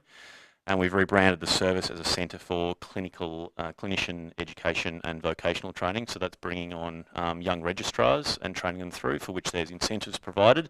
But it's also part of that workforce development where to give people a taste of living in the Huon Valley, which is a desirable place to be, and the hope that if they're trained here, they work here, and they're raising families here, that they're likely to stay here and support us long term. So it's a very busy space, and it has been having financial dividends for us, but it is fragile, and like every other GP clinic in the country, we struggle from the GP shortage, but that we have a workforce strategy that we're working to combat that, and making sure we're providing adequate care. And this team for doing that work, I think, and under your guidance. Thank you. Okay. Oh. Yes, you have more? Yes, I want more, Mayor, but I'm happy to go next if anybody else. But look, I'm a quick one here as well, maybe not so. This is in relation to the future of local government reform. Mayor, in December, Kathy Temby, Councillor Temby and I moved a motion that basically said, in essence, that we don't reject any merger out of hand, but we want a thorough analysis of any merger propositions. And if we're going to have that discussion, we want to include Derwent Valley Council as well. We proposed all councillors be invited to meet and scope this. I was listening with interest to Kingborough's February meeting, and Councillor Dean asked some questions on the issue of mergers to Mayor Reid. And I'll just quote you a couple of comments from Mayor Reid at 121.55, and this is paraphrased quote, but we have not had any approach either formally or informally from the Huon Valley Council to initiate those discussions. Blah, blah, blah. I'm lobbing the ball firmly back into their court if they want to action their motion. And finally, it has not been actioned by them to date. That's at 1:33. She also said her preference was that maybe she wouldn't want a councillor talk fest, and that she'd be willing maybe to have the mayor and deputy and maybe a third councillor meet. So my view on the preservation of agricultural and the broader rural lifestyle in southern Tasmania are well known, and I think parts of Kingborough and Derwent Valley have similar aspirations. I understand that you, Mayor, you've told me that you had a conversation with both those mayors, your counterparts, soon after the motion. And I was wondering if the CEO can confirm what correspondence or communications has been had with his counterparts in both councils. So that's the first part of the question. Second part is, can you also let us know if there's been any response from those councils?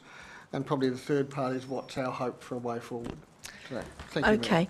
Well, on that first bit, I did, under guidance from everyone that was around the table, that I ring, because adding Derwent Valley to the mix was different than what the Southern Shore was.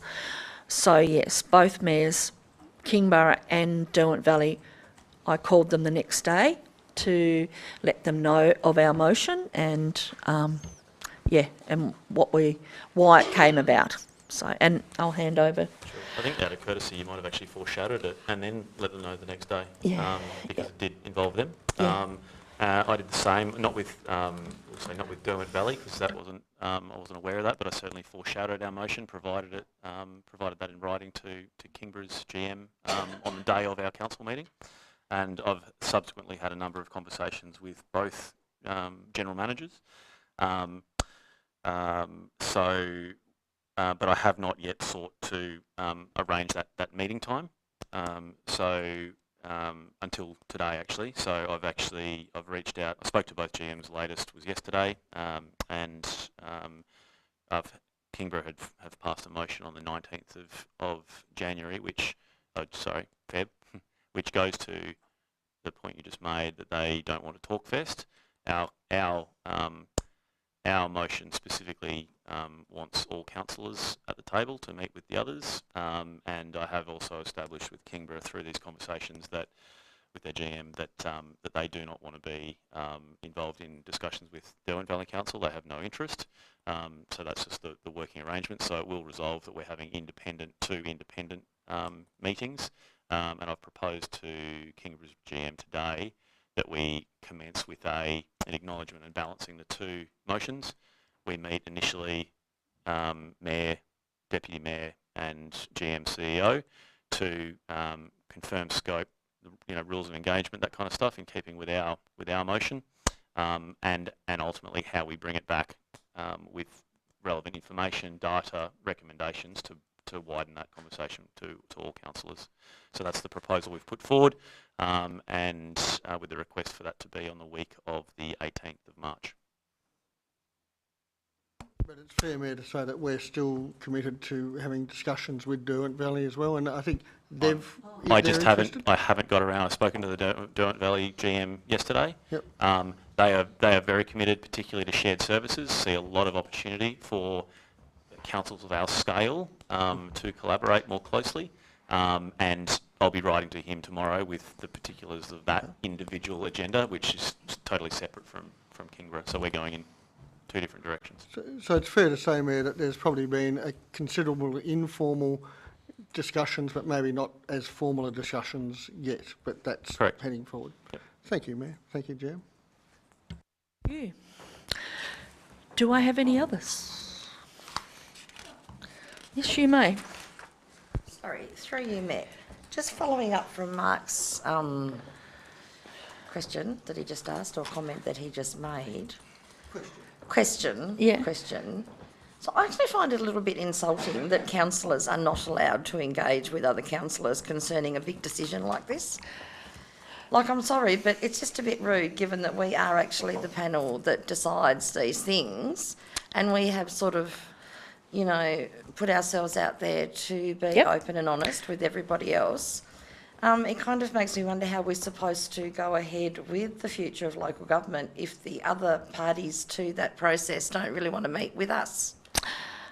Sorry, that was probably more of a statement than a question, really, wasn't it? Well, that's fine. That's okay. Because the whole point of we're supposed to be able to forge a pathway. Yeah. How can we forge a pathway if councillors are not meeting with each other to discuss these things, rather preferring to have the delegated leaders of the council? That is sort of causing a bit of a divide between the elected members. Yeah, I think that what we can do, and I think what the CEO will allude to, is that we will stress at that meeting that all we're going to go in and do, and correct me if I'm wrong, is talk about our motions for local government.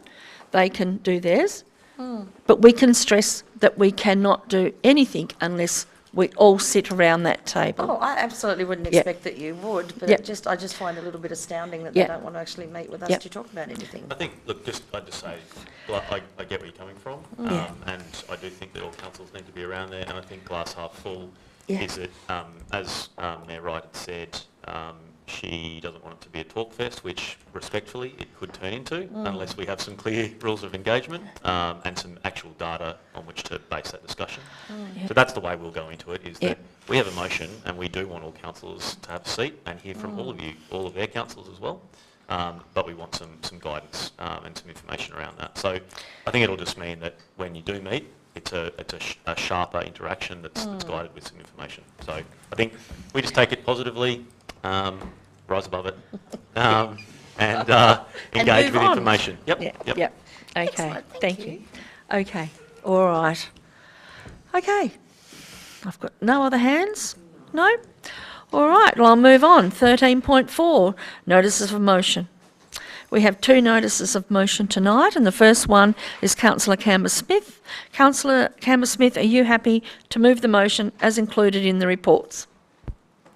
Given the CEO's advice that council doesn't have the most up-to-date flood modelling, etc., I would like to... You can't. You have to move the motion as it is.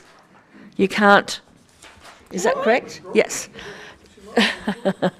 You have to move it as it is and then do that after. Yes, you can't. Through discussions, Mayor, it can be amended. Yeah, through discussions. I thought we've done that. I thought we've done that before, where we've changed the... Through you, Mayor, probably when I haven't been at the meeting. The Mayor asked me if I wanted to move it as it stood, so... okay, I'll move it as it stands then. Yeah. Do I have a seconder to Councillor Canberra-Smith's motion? I'll second. Thank you, Councillor Burgess. Now, would you like to speak to your motion, Councillor Canberra-Smith? Can I strike B now? Can you remove B? If she can't, I'm happy to. Yep. Can I amend the motion to remove B? Yep. I'm being guided by the man that knows. Does anybody second my amendment? Do you accept, do we have to have another one? Yep. Yep, okay, all right. So it's now Paul's motion. Yep, it's your motion then, Paul. Would you like to? Well, I mean, I'm happy to speak to it. I think it's really important that people are aware of the risk of these dams sitting on a fault line up above them, and in the same way as people who live in dense bush are warned that they're living in under threat of fire. So it's a little bit different here because I think nobody really thinks about it. And it's the new hydro data on the fault is, you know, it makes it a substantive risk. Yeah, so I think it's a good thing to do. Okay, do I have any? Yes, Councillor Camsmith? Yeah, I just wanted to say a little bit more, if I may, just in terms of background, because people are probably aware that Hydro Tasmania are going to undertake some remedial work and additional structural works on both the Edgar and Scott's Beaks dams. And they did hold a public meeting, I think it was around 18 months ago, but it was very, very poorly advertised. I only sort of heard about it through word of mouth, and only a handful of people, mostly the Restore Lake Pedder folks, turned up. I mean, I wasn't aware of the possible extent of what might happen should they fail, and I know it's a very small risk, but I can't see any advantage in keeping people in the dark. I think it's much better that people know. They can make far better decisions about what do we do about the neighbour in the, who's in a wheelchair or something if something were to happen. And I think it sort of rose up my priority list when the recent hydro design dam in Queensland is having to be rebuilt further down the river because they've found some significant safety issues with the one that's just been built, and it was only built a handful of years ago. So I just think that it just makes for good transparency that people be told what the risks are, and in a very improbable event of a failure, what would happen. Yes, Councillor Burgess.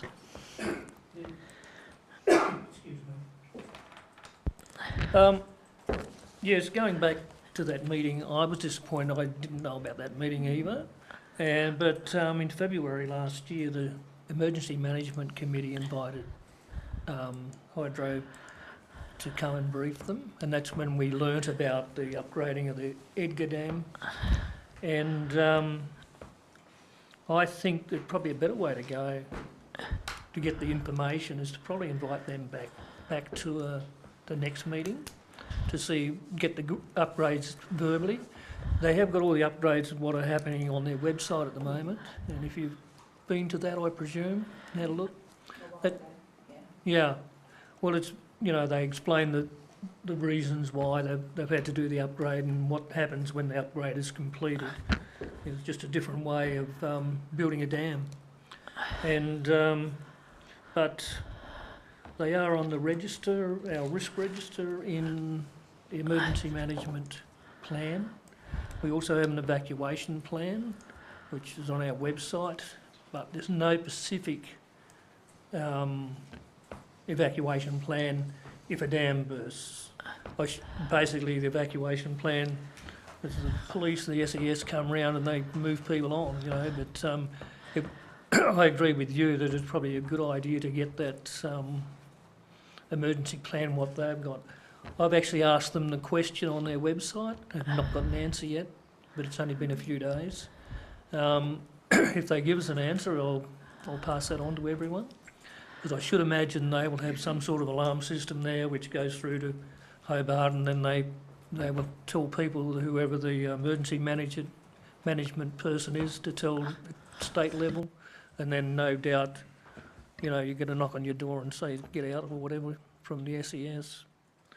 But on the flood side of it, we've got the what's it called, the Storm and Flood Ready program, which is still in the draft, except for Geeston, I think, and all the other towns, and Ewanville especially, where they've done the 1% flood. But, you know, they're all from rain events. So there's, even though it's on our risk register, there's nothing about the big flood, which could be a big flood. Yeah, so I think it's probably timely, but I probably think it'd like to give them the opportunity to come down and explain to the Emergency Management Committee at the next meeting in March. Might be a better way to go to make sure we've got all the correct facts before we go public with it. Are you suggesting an amendment to the... So, I've lost it.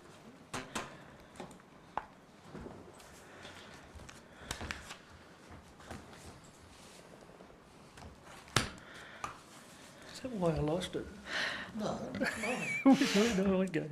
That's all right. So at the moment, we've still got Part A, which is Council moves to write to Hydro-Tas to formally request that make public the emergency management and evacuation plans relating to the failure of the Edgar and Scott Peaks dams, including flood modelling and loss prediction. Oh, yep.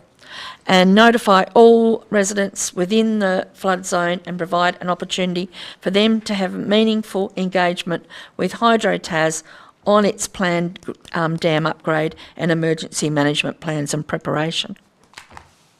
Yeah. There's mine. Okay. Is there any other? Yes, councillor. Well, I guess. Yeah, I'm just. I think the amendment could be that that we consult with Hydro Tasmania first. Could I suggest that it would be consulting on these two issues? Yeah. So you actually mentioned those in the request from Hydro, so they come down to discuss the formally discuss the options of ... Yes.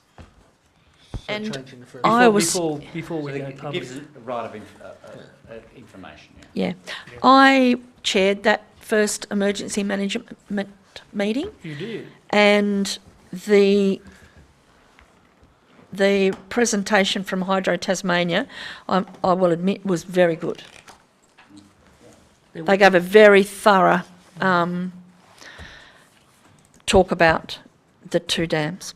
Yeah, it's very good. I don't think the issue is that the information isn't there or well constructed. It's just the public aren't well aware of it. So all we're seeking to do is broadcast it to the public. So I think that if that's the intent, it's just simply requesting that Hydro-Tas do it, and also just give us their consent for us to promote it as well. Because as I've said in my advice, we can't just release their information without their consent. So that's all we're trying to do is get that information out there because it is good quality information and it does show how the risk is managed. So personally, I think it's adequate.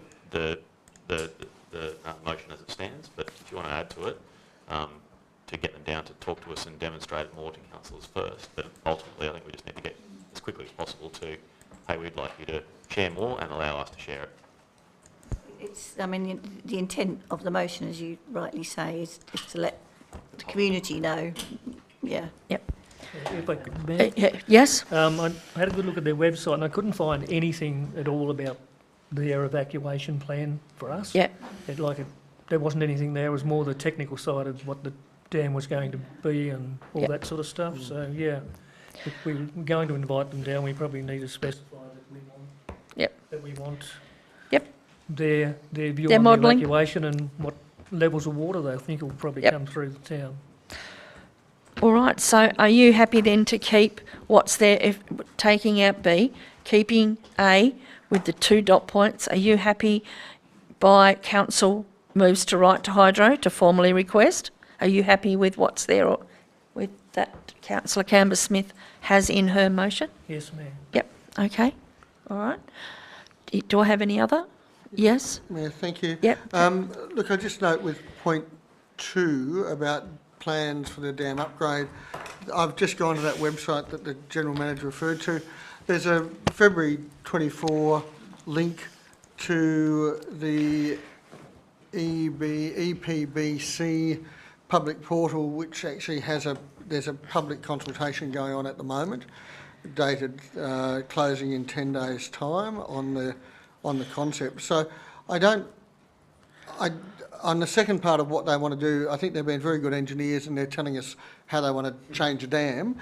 But certainly the first part of that motion about, even just, we don't even understand, from this conversation, we don't even understand who's doing it. Is it the SES? Is it us? Is it somebody else? Evacuation plan is on our website. Yes. Usually organised by SES or police. Or both. Yep. So my only concern about this motion, and the reason I'm really challenged to support it, is we're demanding that another agency makes public stuff that I don't even know if they've got. So potentially, is this a motion just to embarrass the hydro, or is it a motion to get them into a room and explain to us what they have got and agree to a public consultation plan? Because I do agree that council has an important role to inform our community of the risks. But it's just the wording I just don't like those "thou shalt do this" type motion, because I don't believe they're necessarily hiding it. I'm just not sure that they've got it, which is my concern. If I may, Mayor, I did go to the initial meeting, public meeting. I was one of the few. They do have it, and I mean they spoke about it. They spoke about having an emergency management planning, and they spoke about the flood modelling. Yep. They just didn't want to release it, even though the few people that were there said, why would you keep people in the dark? Why would you not tell them? And talk to them, or even have a better publicised public meeting where you talk about it. And they just said no. So, and I know that we've asked since, because I've asked a couple of questions about it, and Hydro have just said repeatedly that no, if people want to know, then they contact us. But if people don't even know there's a potential risk, how would they know to even contact Hydro in the first place? So this is why I've eventually resorted to this motion.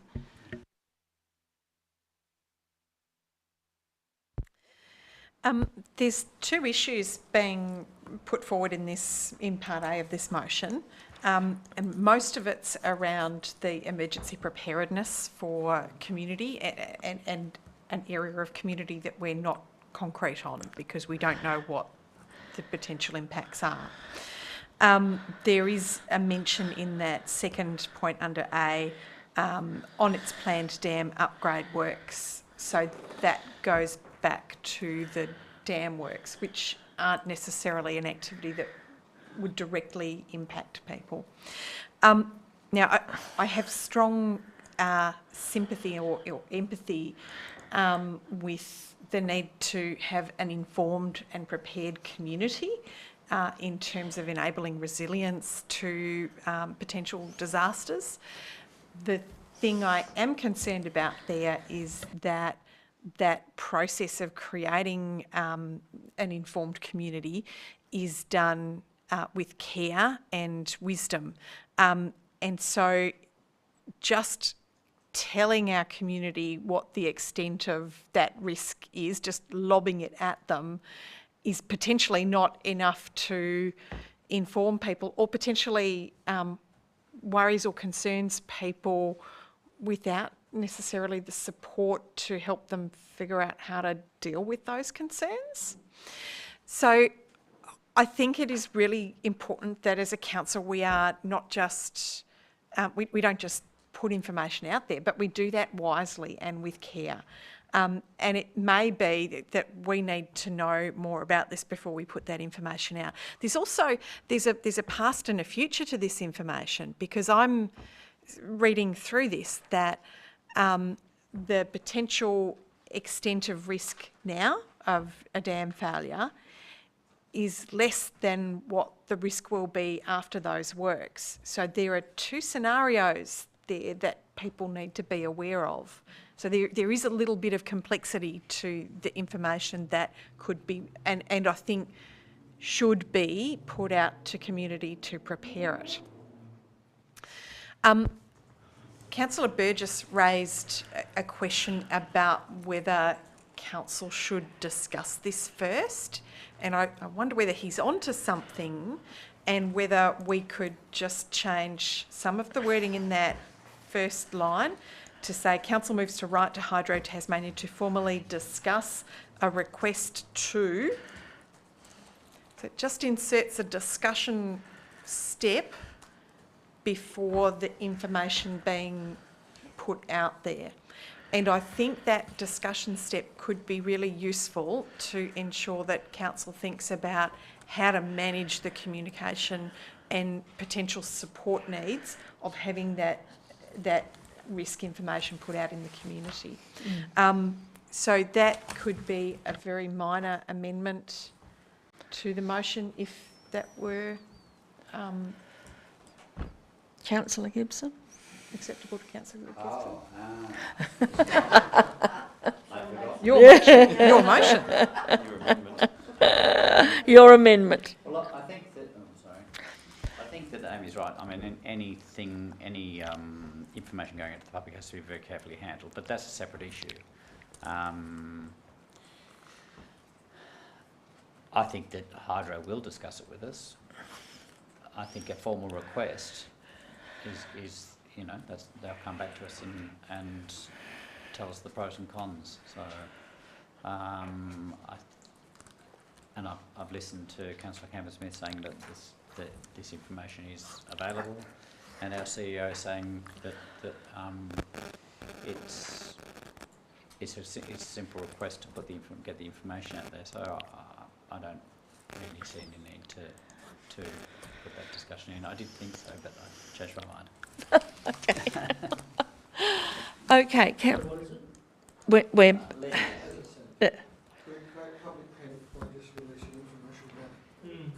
Well, you could put a part B saying that the information is very carefully handled in its communication. I mean, communicating these sorts of things is not easy, whatever happens. It doesn't mean you don't do it. It just means you manage it well. Sorry everyone, can we just write to Hydro Tas to get them to come down and talk to us about this before we make any further decision on how we're going to deal with it? We need to talk to them about how complex this issue is and how is the best way to go about notifying. But so I think that if you're happy, Paul, if we could just say, and in our letter we can say whatever, but in this motion is to write to Hydro Tas for them to come down and formally discuss the issues that we have with flooding and our residents not being prepared. So could we keep it as simple as that instead of complexing the issue?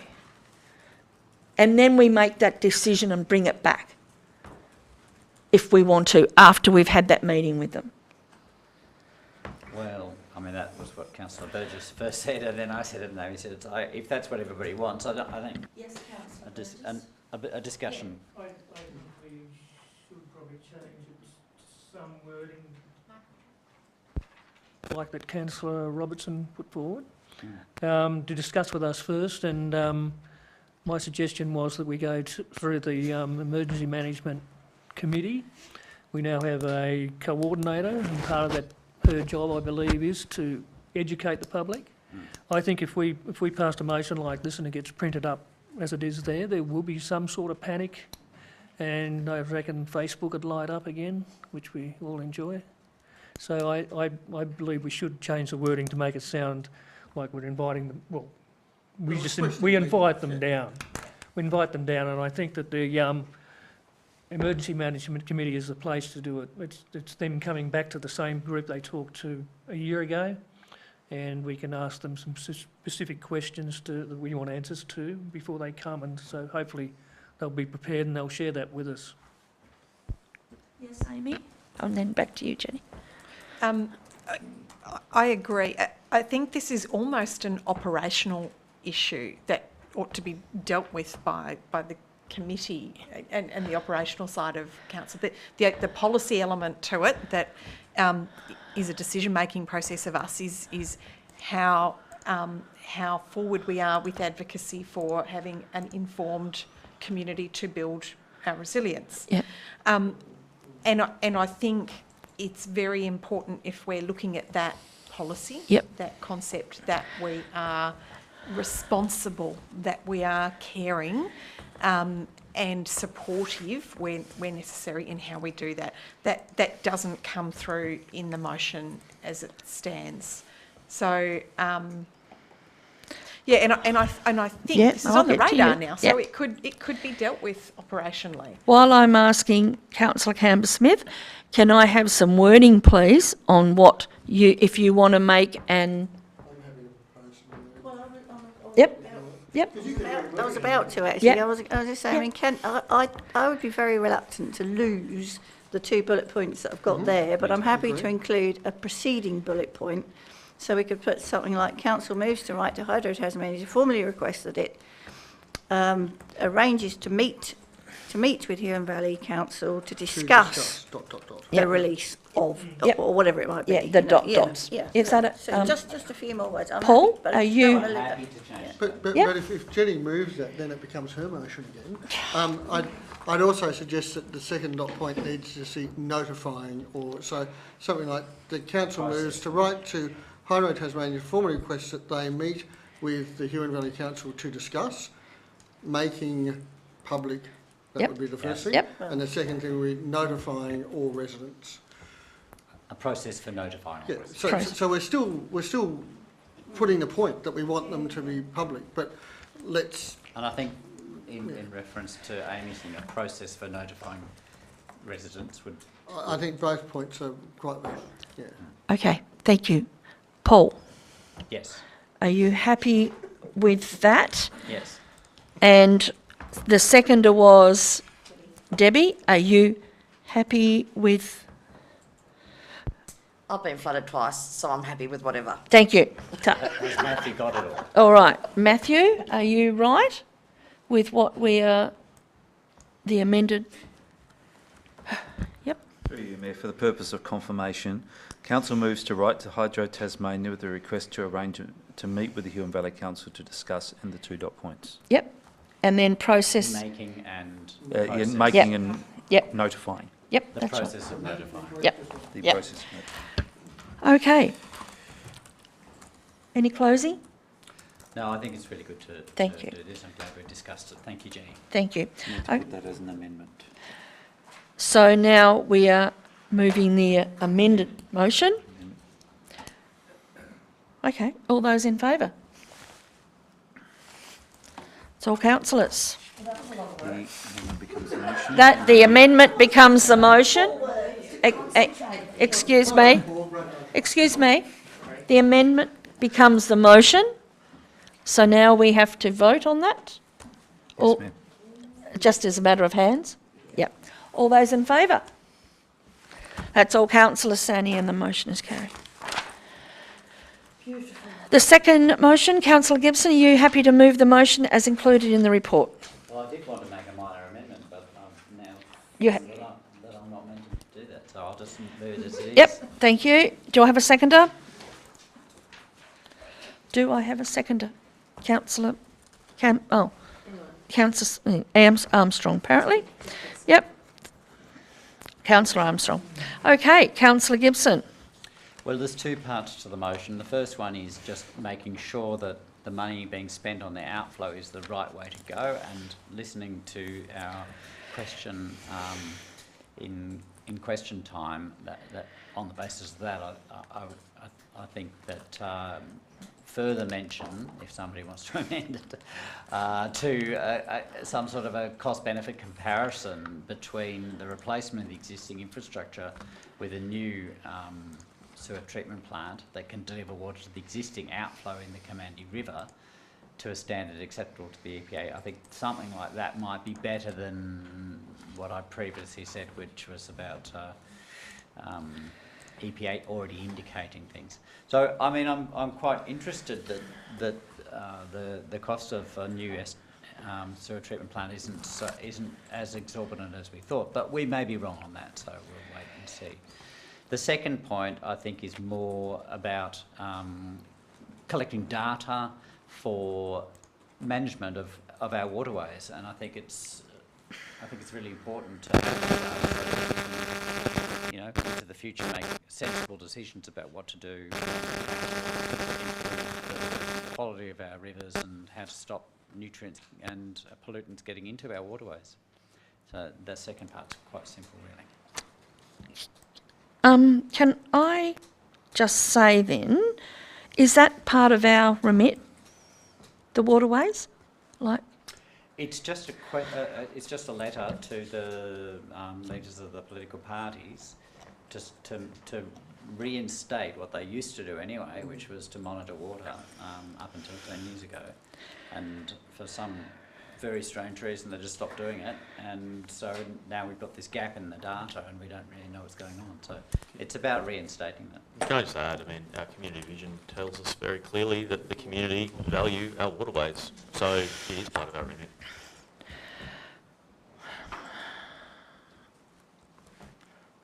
I can beg to differ, but we can go on. Yes, Jenny? Yeah, sorry. No, I agree with Paul's idea of putting in some sort of, you know, getting a cost-benefit analysis between, you know, the outflow and the upgrade of the sewage treatment work, and we do it. It's sewage, not sewer treatment work, unless you just want to clean out the pipes. So, and I do support the second one. I mean, not so long ago, council did have a commitment itself to a catchment management programme, and I think it should be a goal of government to manage catchments adequately. So, do you want me to move an amended? So, what would that be? An extra bullet point to for Taswater to provide information on the cost of a new sewage treatment plant versus the cost. Oh, you've got changing bullet point 2 today. Council asks how the new outflow fits into this goal and if a cost-benefit comparison has been completed for the replacement of existing infrastructure with a new STP that can deliver water to the existing outflow in the Commandee River to a standard acceptable to the EPA. I like that. I'll move that. I move that amendment. Yeah. Point of order. So, If Paul accepts that amendment, do we have to actually move it? Yes. Sorry? I was asking a point of order that if you accepted Jenny's amendment, would that then become the substantive motion? But it seems that we have to move. Yep. An amendment. I'd like to add a second amendment, which, and this is to do with Part B. I'm very nervous about becoming part of the political games at the moment with, you know, writing to political leaders. Is this something we progress more formally through LGAT, to ask LGAT write to the incoming government, whoever that is, and we'll know that in a matter of time. Whatever's the most effective, I don't mind how yeah, well, you know, lobbying. Yeah, and we did go broader on the. It's not just the Huon Valley. We actually. Yeah, definitely. And look, I think I went to the catchment workshop that we ran down here. The council funded the bug team or whatever they were called, and it was quite obvious there's huge gaps in our water quality monitoring in the Huon as well as statewide, and we just can't, with increased urbanisation and all that sort of stuff, we can't just turn a blind eye to that and pretend it's not there. Yeah. But my preference would be to send that to LGAT to. Or do we think it would pass to LGAT? Would LGAT support it? I'd say so. Yeah. So through you, Mayor, there's no second to the amendment as yet. To my amendment, yeah, I did wonder about that. We can't keep them, yeah. Do you want to add the LGAT thing to your amendment, and then I'll second? Can I ask a question quickly, through you to the CEO? What do you think is the best, most effective way of lobbying to get this to happen? following state government? Would it be through Legat or From a catchment modelling perspective, you're saying? yes, just the catchment model? Yeah, I feel like I think we just try all avenues. I think that there is statewide interest in this, and other communities value their waterways as much as ours does. So I think LGAT should and would have an interest in taking this forward. But likewise, writing to the candidates and parties for to raise it in amongst their interest. So that's an as and well. then. So do we say council puts this as a motion to the next LGAT meeting and writes to Tasmanian political leaders requesting? Right. I'm happy to put that tomorrow, and I'm also happy to include Amy's additional bits in there as well, but I don't agree with deleting point B. So if I'm going to move an amendment, then I'm happy to put the decreased recreational capacity in the first point as an additional item there. Councillor Campbell-Smith is referring to an email you've all received from and Councillor Robertson. That has already been discussed. Yeah, I know. The only reason not to do that is, yeah, they come down and actually talk to us about that. So it's a bit embarrassing to then go back and ask. I discussed this with Amy. So say again. Well, the recreation at Shipwright Point issue has been widely discussed with. Okay. All right. So that was why it wasn't included. Okay. Well, let's forget that. So what about the that's good. What about okay. So we don't worry about the decreased recreational capacity, but we include the land-based a third. Yes. So under the land-based outflow, we mention this particular title. Is that? Yeah. Yeah. And then it that's just strengthens the land-based. And then it's a full amendment with Councillor Jessop's and Councillor Robertson's and my. So do you want me to read that, Mayor, just so people know? So council requests Taswater works with council to further explore the feasibility of land-based outflows, particularly an option of complementary reforestation on council's 27-hectare title, blah, blah, blah, which lies immediately adjacent to the sewage treatment plant. Yeah. Right. Yeah, it's good. It strengthens the outflow option, and including LGAT is good, and having a proper comparison of outfall versus upgrading of the sewage treatment plant is good. Yeah. All right. Can I just interject for a moment and just where you've done a good job in blending this discussion with what Councillor Robinson had provided foreshadowed. Yeah. So just give Councillor Robertson, an opportunity to. Are we getting the blend right at this point, Councillor?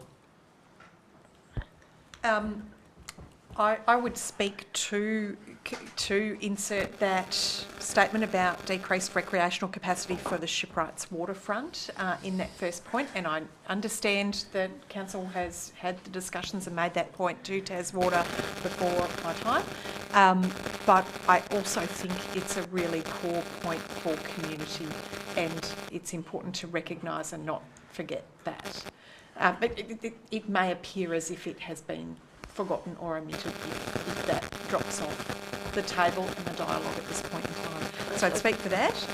I suppose the point is, though, that the decreased recreational capacity would be due to these following points. It would be about the concern about nutrient overload, and it would be, the fact that there's pollutants in the waterways. I mean, those are the reasons why the recreational capacity would be reduced. But it's neither here nor there, so, I mean, I don't mind whether it's included or not. But A possible way forward is that in acknowledging Paul's point, yes, we have been given information on it. The community remains concerned. Yes. And so we could be saying that we're reiterating that the community remain concerned about this issue, and we're referring that through to Taswater.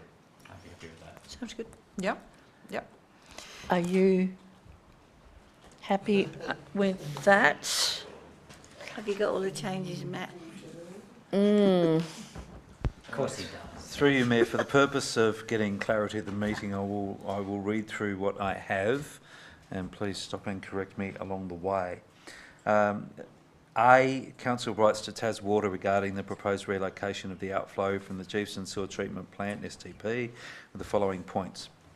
Council and the community are concerned about decreased recreational capacity for Shipwright's waterfront, nutrient overload damaging the ecosystem of the Huon River, and expresses our desire to remove pollutants from our waterways and applauds Tas Water goal of zero nutrients into waterways by 2050. First dot point, are you happy with that? Second dot point, council asked how the new outflow fits into this goal and if a cost-benefit comparison has been completed for the replacement of existing infrastructure with a new STP that can deliver water to the existing outflow in the Commandy River to a standard acceptable to the EPA. Third dot point, council requests Tas Water work with council to further explore the feasibility of land-based outflow, particularly an option of complementary reforestation on council's 27-hectare land title CT 21211/3, which lies immediately adjacent to the STP. Fourth dot point, council requests a near future timeline for upgrading the STP to the standard expressed in Tas Water 2050 goals. The next one, B, is a little bit difficult because we're combining two things, but council agrees to write to Tasmanian political party leaders and moves a motion for the Local Government Association of Tasmania General Meeting that Legat, requests the state government to provide a commitment that within the first 3 months of the new government, and the rest of the dot points are the same. So I've just added to provide just to make it grammatically correct. I'm happy with that. I need a seconder, I guess. So now that's... Need a second? I need a seconder. Yep, yeah. and a seconder. Can I just say with that, I'm just concerned about the Legat thing saying within the first 3 months. We have to remove within the first 3 months because the process for the Legat will not be... At their earliest convenience. Yeah. Well, maybe we should just add a C that we raise it as a motion to LGAT. Through you, Mayor, the request from LGAT would be that the state government provide a commitment within the first 3 months, so it works for works for both Tasmanian politics. Okay. We can ask the question. Yeah. Yes, Amy. I'm not comfortable with the B part of this motion. Neither am I. It distracts, I think, from the Shipwrights Point issue. And I love doing lots of things, but I think it's really important that when you do one thing, you do it well. Yep. And if you get distracted onto other topics as you're going, there's this major risk that the point you're trying to make on the first topic is lost. And I think making this political and going into the water quality monitoring part of it does that. Now, I would point out, I'm not opposed necessarily to the principles of it. Yeah. I'd love a statewide water quality monitoring program, but for example, it needs to not be a catchment management program, it needs to be a river monitoring program. I'm not sure how we monitor quantity in rivers, so really reinstating a river water quality program, like this is my point, let's workshop that principle in light of the NRM strategy that's currently in preparation for council and potentially support it with that strategy and put that out there solidly with its own merits. I'm with you, Amy. I think it takes, we're dealing with Shipwright's Point. Yeah. It's a separate thing. Yep. I'm happy to deal with it separately. Yes, Jenny. As the amender, I'm not willing to drop Okay. B, and I don't think that keeping B dilutes A because they're addressed at completely different people. So I can't see. I mean, the first section is that we're going to what is Tas Water, and it's how we approach Tas Water. B is that we're going to talk to the government and to LGAT. Okay. So with a request, and it's purely a request. All right. Yeah. So we've got. Let's go with the amended motion as is, or do we? And I'm happy to foreshadow, Mayor, an alternative motion. Now, driving instructions, am I doing this the right way? Yep. So if Councillor Chambers-Smith's motion were not to succeed with Part B included, I would be happy to foreshadow the same Part A as proposed but without the Part B. If that's driving instructions, the process. How about we split them and deal with them? They're separate, so split. Yep. Okay. So we've got A was clear that what was said. Yep. Okay. Councillor Robertson is a seconder. I think we've had lots of discussion on this, but if... Yep, okay. I'll put that forward, that motion, A of that, yep, of the amended motion. All those in favour, please raise your hand. That's all on Part A. Amendment carried. And that becomes a motion. All those in favour of the motion, please raise your hand. Thank you. Now we're up to Part B. Now, do So am I moving need a that again? seconder for that? Yeah. I'll go back to moving that. Yep. Okay. And a seconder. Councillor Chambers-Smith. I mean, we've talked about this, but I think setting the wheels in motion here is, I can't see any reason not to do it. Okay. Thank you. It's just a simple letter. All right. A couple of letters. So.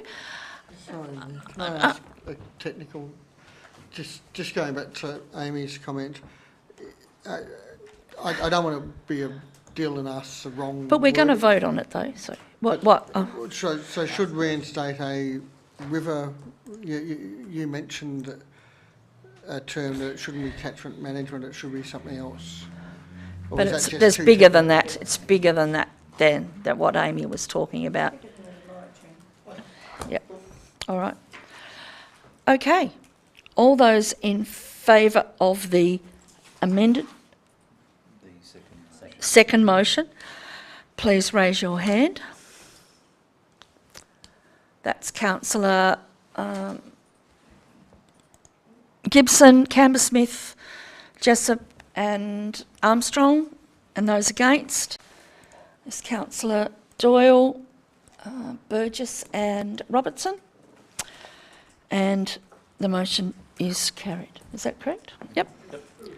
Now, does that become... No? Good. Wowzers. Thank you.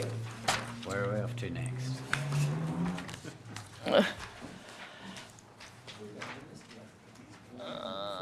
Yep. 14 or 15? 15. Yeah, 14. 14. Neil, thank you. 15 is 15.1, Future Local Government Review, report number 15.007/24. I put everyone to the recommendation. There's an amended motion? No? Through you, Mayor, Councillor Gibson's indicated that he would like to move Okay. a different motion. Okay, all right. So I put all councillors to the recommendation. Do I have a councillor to move the motion? Councillor Gibson? I'd like to move this amended motion, which is just a minor amendment. Right, which is? So it's just to add in a couple of points into the report at, I think it was 4. I think I wrote that in. Yep, you can read. Yes, at yep. number 4. Just adding the following saying, the final report also includes another set of criteria that need addressing for the future of local government. The engagement stage of the review came up with Tasmanians wanting a strong and effective local voice The review claims to have undertaken a broad program of research, analysis and engagement and lists the critical future role of local government as follows: harnessing and building on the unique strengths and capabilities of local communities, providing infrastructure and services that to be effective require local approaches, representing and advocating for the specific needs of the interest of local communities in regional, statewide and national decision making, and promoting the social, economic and environmental sustainability of local communities, including by planning for and mitigating climate change impacts. Okay. Do we have a second for that? Oh, I had a little. The state government should be providing an assessment of how a bigger Southern Shore Council will improve these critical outcomes. I'm not quite sure where, I can't, Councillor Gibson, please show where it is, I can't find it. It goes, so there were two things that were already mentioned at point 4 in the report. In the submission. In the submission.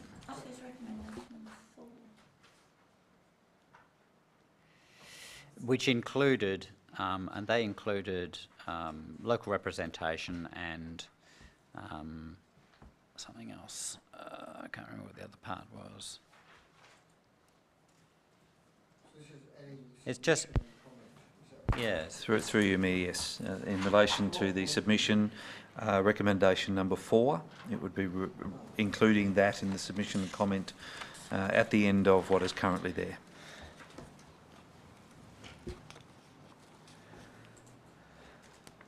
So, Mayor, the Southern Shore option is the Hugh and Kingborough one, is that Yeah. right? Well, you could call it just amalgamation if you want to avoid the...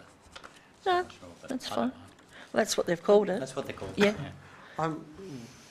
I'm not comfortable with that latter point because we're sort of arguing for a bigger one, and I'm not even on the same page that it just has to be Kingborough Huon Valley Council. So I'm, bear in mind the further, the motion that we had in December. So I just think that muddies it a bit. We're sort of asking council to do more work on that. That's all. We probably should just see if there's a seconder before we Yeah, discuss that's right. Exactly. I did ask for a seconder. Maybe there's no seconder and then it's all... I just got a point of clarification again still because the Just procedure. the 4 points that are mentioned coincide with the ones in recommendation number 1, which we've made a different submission to. We've put together different. You've got harnessing, building, what happened there?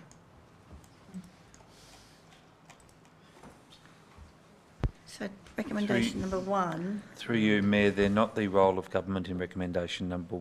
The role of local government is proposed in recommendation number 1.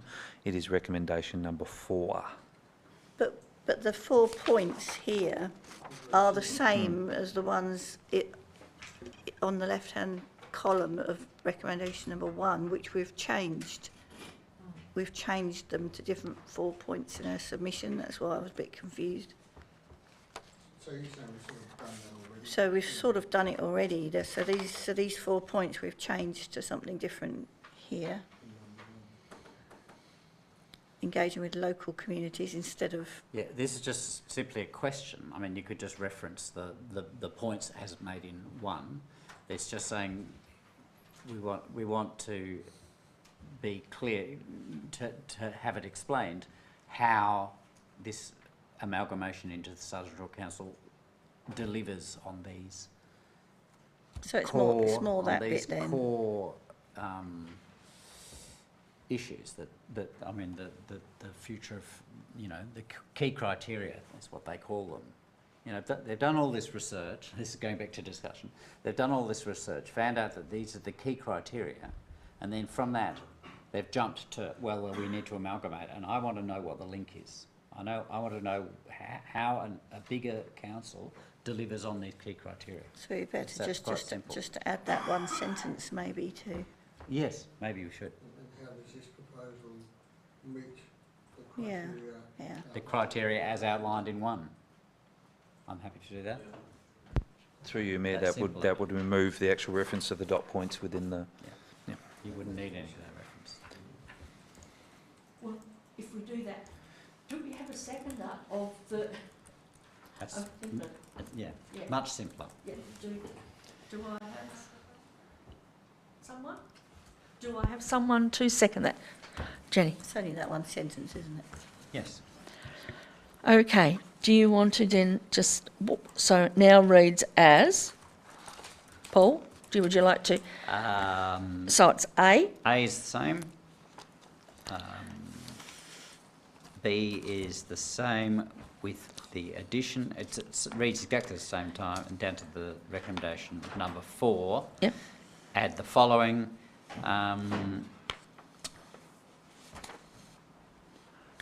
That the state government should provide an assessment of how a bigger Southern Shore Council will improve the critical outcomes as outlined in recommendation 1 and in their report. Have you got that, or you right with that? Yeah. Yeah. Yep. Okay, so have you got that, Matthew? Through you, Mayor, just for clarity, what I was contemplating in this was that the second paragraph, the engagement stage of the review came up with Tasmanians wanting a strong and effective local voice. The review claims to have undertaken a broad program of research, analysis and engagement and lists the critical future role of government in recommendation 1, full stop. Remove the dot points and then have the state government should be providing an assessment of how a bigger Southern Shore Council will improve these critical outcomes in recommendation 1. That's very nice, Matthew. Okay, and you're happy with that as the seconder as well? Okay. I'm happy with that too. Right. Wowzers. Should we talk to it now? You can. Well, it's pretty would simple. you like to close, or would you like to talk about I it? mean, I think that when you go to the public and you find out what these unique, these critical things are, and then you need to actually address how the reform is actually going to deliver on these. And I don't think that case has been made. Do I have any other? Do I have any other?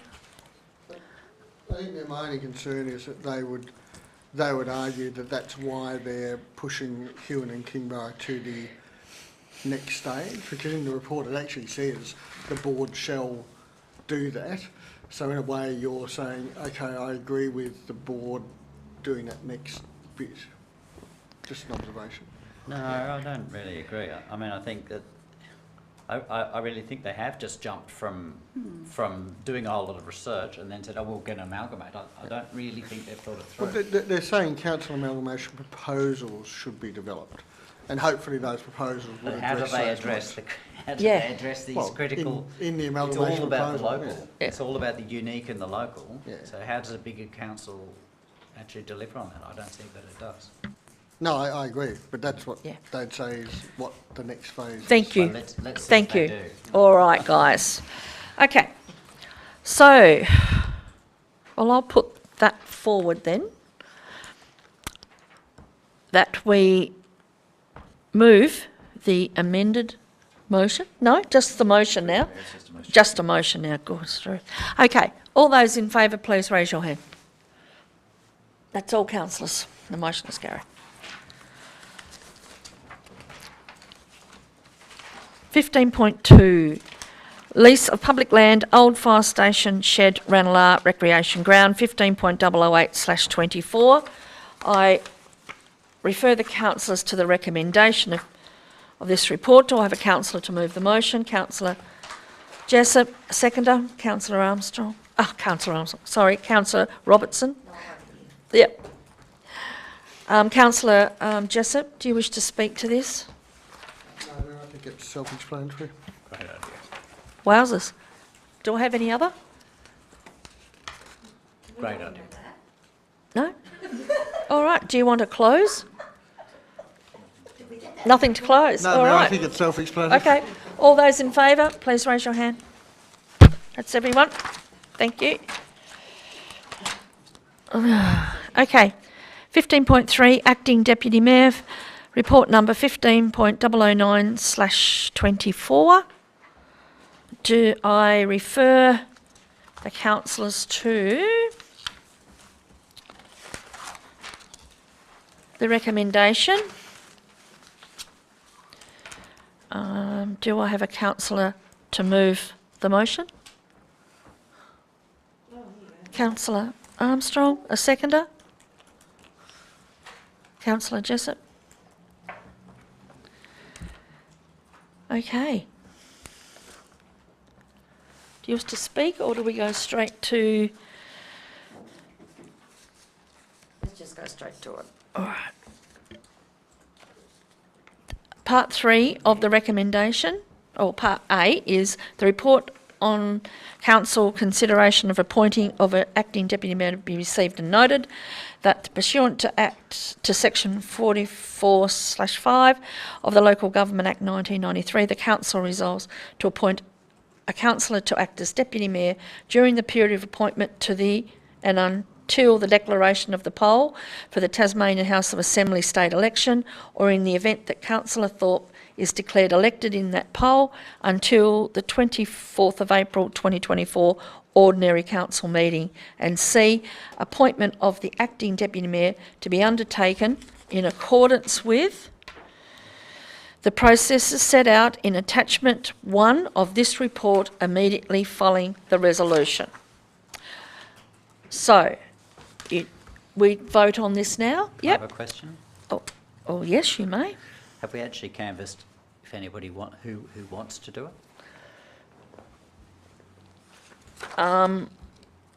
It's a bit silly to vote something if they really don't have the time. Like, I've got my hand down. I don't have the time. I can't do it. Okay. Well, I'm happy to do it, but procedural, do We have... Yeah, but we can't. There's no point in voting on people who can't do it. Yeah. Okay. So, we have a couple, I think, that are going to put their hand up, right? So, we'll vote on this. All those in favour to do this, please raise your hand. That's all councillors. And now? Through you, Mayor, for the election process, you call for nominations. Yep. Okay. I call for nominations for acting deputy mayor. Councillor Jessup. Thank you. And I have Councillor O'Neill, who's not here tonight. It just writes here, my reasons are if Toby is elected to state government, I believe the acting DM may have an advantage. He's saying that he thought that the acting deputy mayor role should just be for the time of the election. Well, and that's then, what it is. yes, that's right. I know, that's what he asked for. I'm just reading out what he wrote. He's nominated himself and he will retire from the Antarctic Division. Wait on. He's nominated himself for the shorter term. Yep. Yep. And will retire from it. Yep. I think for he's the short term. confusing. Yep. Okay, great. Yep. Is that right? No? What do you... Through you, Mayor, I think we just concentrate on the short term and then deal with the longer term as and when it happens. Yeah, that's correct, but he's just saying if he had the opportunity... Doesn't automatically become the deputy mayor. No. No. You have to do it all again. So if you're no good, you get someone else. Trial. Work trial, that's pretty severe. Can I ask a question? Yep. What is the process then? If Toby is elected, how do we then? Round the table. You do the same thing? Yeah, that's correct. And that would be after his casual vacancy is filled, and then all new councillors would... Oh, okay. Yeah. Right. So Yeah. Launceston did the same thing, I think. Yeah, when- yeah. Yes, that's correct. That's correct. You won't have to worry about it. We have two more new councillors. Okay. Okay. All right. So we have 2? Through you, Mayor, we have nominations of Councillor Jessup and Councillor O'Neill, so an election is required. Yep. I will shortly be emailing all councillors a link to a voting form. I'll just have a moment to organise that. Yep. So the procedure is actually attached, isn't it, Mayor, to the docs on track? In an email. But there's also the procedure for people who want to see it is actually in the 15.3.1. And it will be a vote 3 for the preferred candidate, 2 for the second. All right. 3 for number 1, for the first person you want, and 2 for the next one. I would He hasn't done it yet. Yeah. He did say, wait, give him a moment. I would ask for a right to state my case, but I don't think it's fair if Dave's not here. So I think you all know us. That's right. I just read that out because he sent it through to Sandy and I. So I won't be retiring, but I have organised leave for the next 5 weeks on Wednesdays if I am elected. I've emailed that link, Mayor. Okay. We've organised leave. Yeah, I'll take Wednesdays off and be in here. No, if elected. Yeah. Okay. We've all got an email just come through. So it's a forms, okay.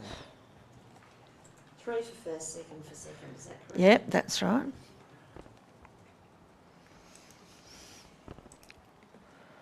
What do we do? Reply to it? Or? Opens up the form when you click on the link at the top. Yep. Signal councillors a bit that said second ballot, but I just clicked on the wrong form. Response, I hope we got it right.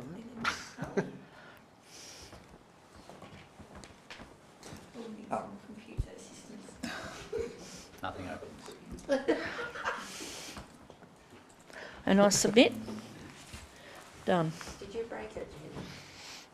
Did you touch his, did you? The link's not coming up. No. Try clicking, I'll put it in the text. There's a filter built into it, Paul.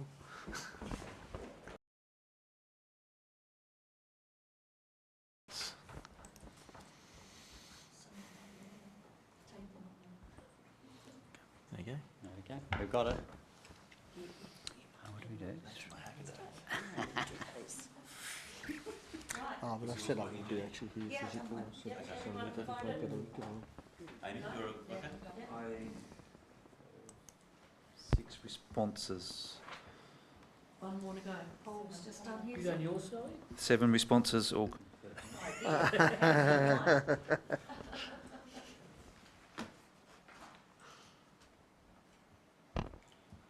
Just for the purpose of this exercise, can I please steal Ms Rustel for the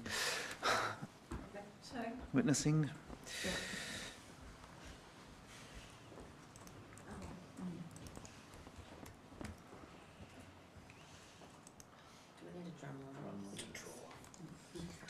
Yeah, we'll have to go to the second vote. Well, at least I know Dave didn't get 3 votes from himself.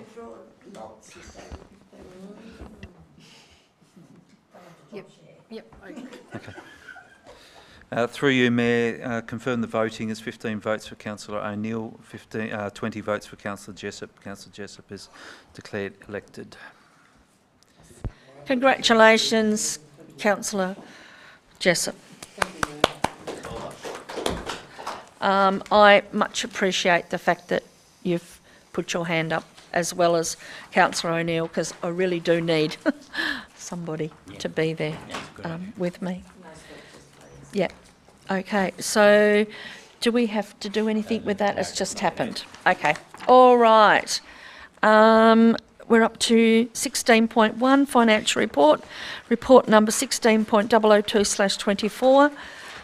I refer councillors to the recommendation of this report. Do I have a councillor to move that? Councillor Armstrong and Councillor Gibson. Councillor Armstrong, do you wish to speak to this? Not at the minute, thank you, Mayor. Okay. And do I have any other questions?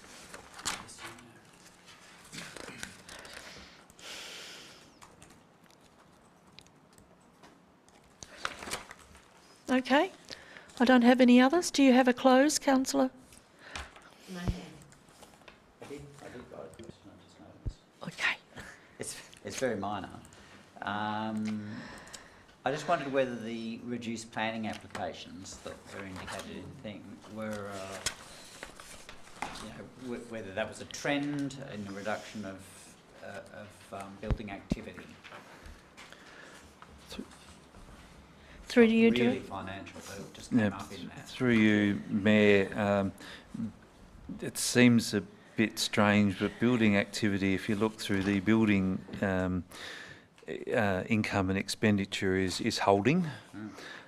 Planning, there is a bit of a discrepancy. There are a number of planning applications that were lodged in December but were outstanding for payment still through January. So there will be some adjustment there, but it hasn't been at this time showing on a reduction in the building approvals or building applications. That might be something that starts to flow through later in the year or into next year. Thanks. So do you have any closing, Councillor Russell? Okay. Well, I'll put the motion. All those in favour, please raise your hand. That's all councillors, and the motion is carried. Report number 16.003/24, HR Policy Review. I refer the councillors to the recommendation. Do I have a councillor to move the motion? Councillor Jessup, a seconder. Councillor Armstrong. Councillor Jessup, do you wish to speak? Thank you, Mayor. Just briefly. It's not possible. Unfortunately, the way the committee is set up means that we have to have a final meeting of the committee to approve the report, which we can't have because we're one person less on the committee. Otherwise, I would have followed through with Patty and others. So the report's been largely constructed. We just need to probably meet and sort it out. So I look just, well, hopefully June won't be the case, but thank you for giving us a slack on that. But the report's relatively short. It's about 20 pages. Makes some recommendations. Most of it's going to be flicked to governance long term to oversight because I think it's an important oversight area. But just to go through the formal process that the director informed me had to happen, we have to get an extension and elect a member and have a meeting. Okay, so when would that be? So, except we ask for an extension here and then we have to do it later, or can we do... Yeah. No, that's what yeah. this does. It's there. One motion. Okay, all right. Yes, gotcha. So we'd separately, after this motion's passed, we would then call for nominations. Is that the process? Yeah. Okay, all right. So, yes? Okay. You're just waiting for it, are you? I'll put the motion of the recommendation. All those in favour, please raise your hand. And the motion is carried. So now we go to the appointment to the vacancy of the committee member. Is that correct? That's correct, Mayor, and you call for nominations. Do I have nominations for that committee? Policy and I nominate Amy. So we've got Amy and Andrew. Anybody else? No? Okay. So do we go back? Just give me a moment, Mayor. I'll prepare Do a the vote? ballot.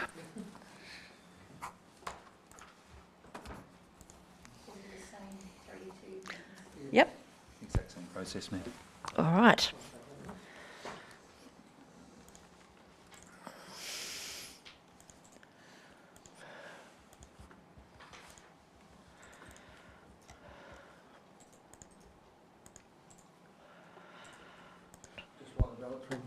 I do envisage, Mayor, that there's only one more meeting that will probably be with staff, so the draft will get circulated to the committee. The committee will have a chance to comment on it.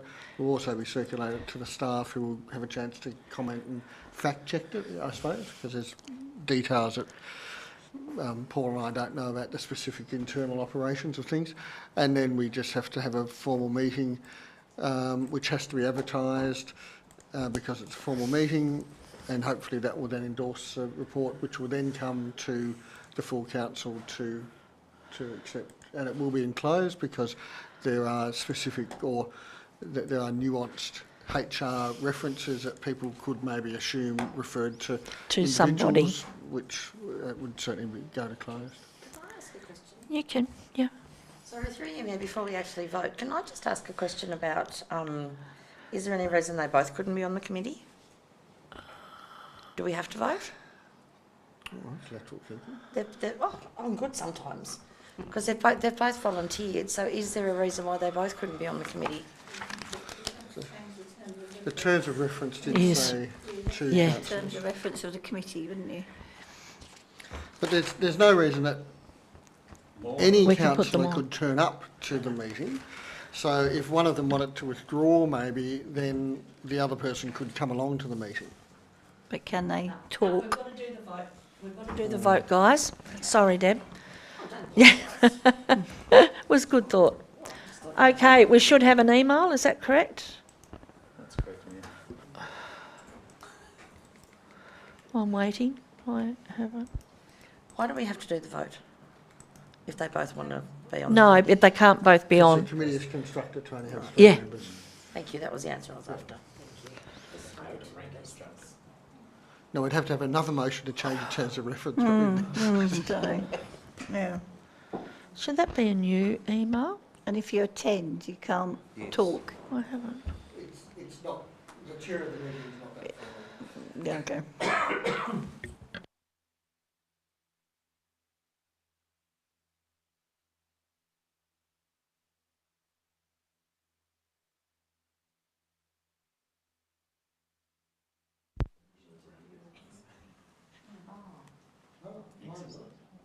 You're not working?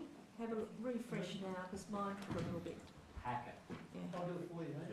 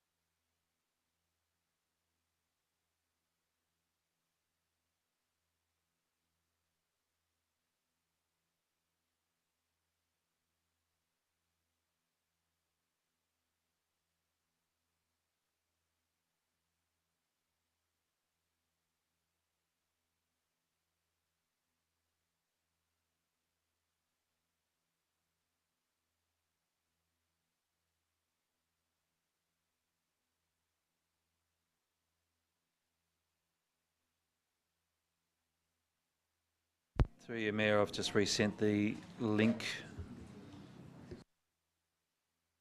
No, through you, Mayor, just to Councillor Robertson.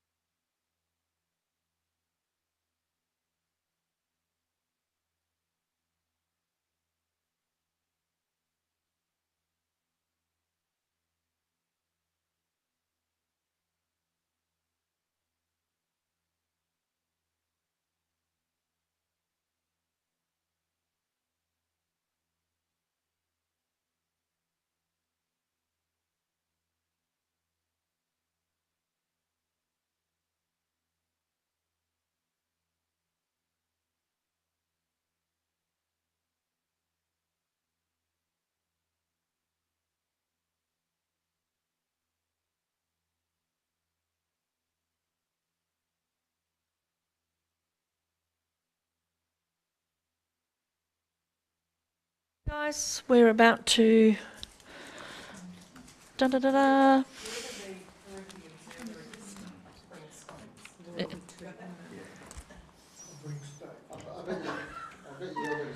Okay, ready?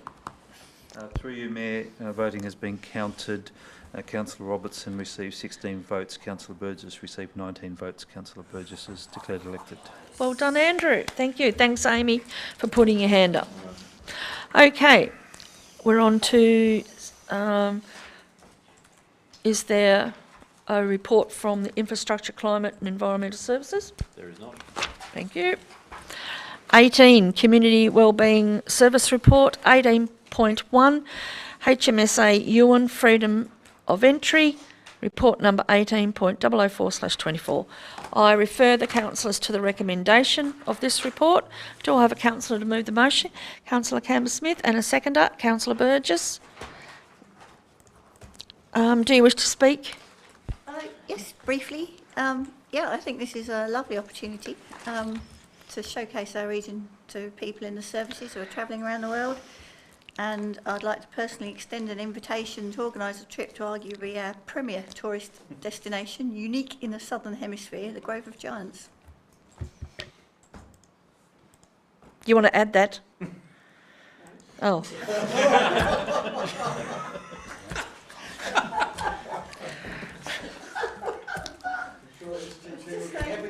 It's just a suggestion. Okay, thank you. I'm thinking, oh no. Okay. Come on. Okay, other councillors, anyone else? No? No, it's all good? Okay. You don't want to close then, Jenny? I've given you the...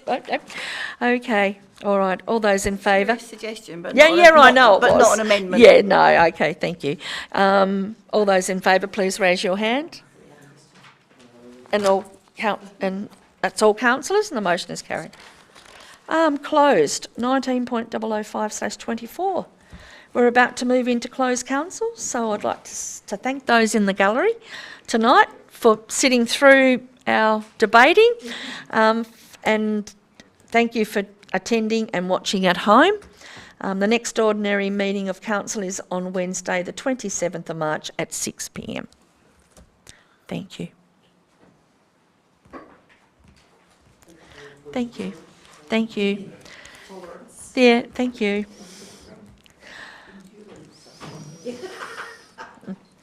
Just remember, we're still...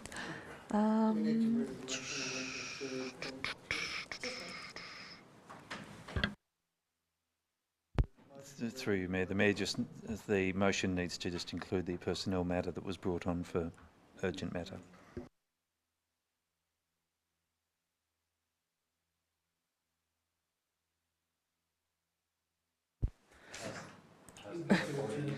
We must continue.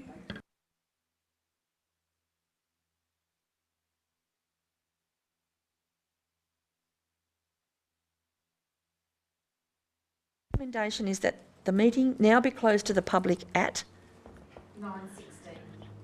Pursuant to Regulation 15 of the Meeting Procedures Regulation, to discuss the following matters with the late addition. Personnel matter. Do I have a councillor to move the motion to go into closed? Councillor Jessup, and a seconder.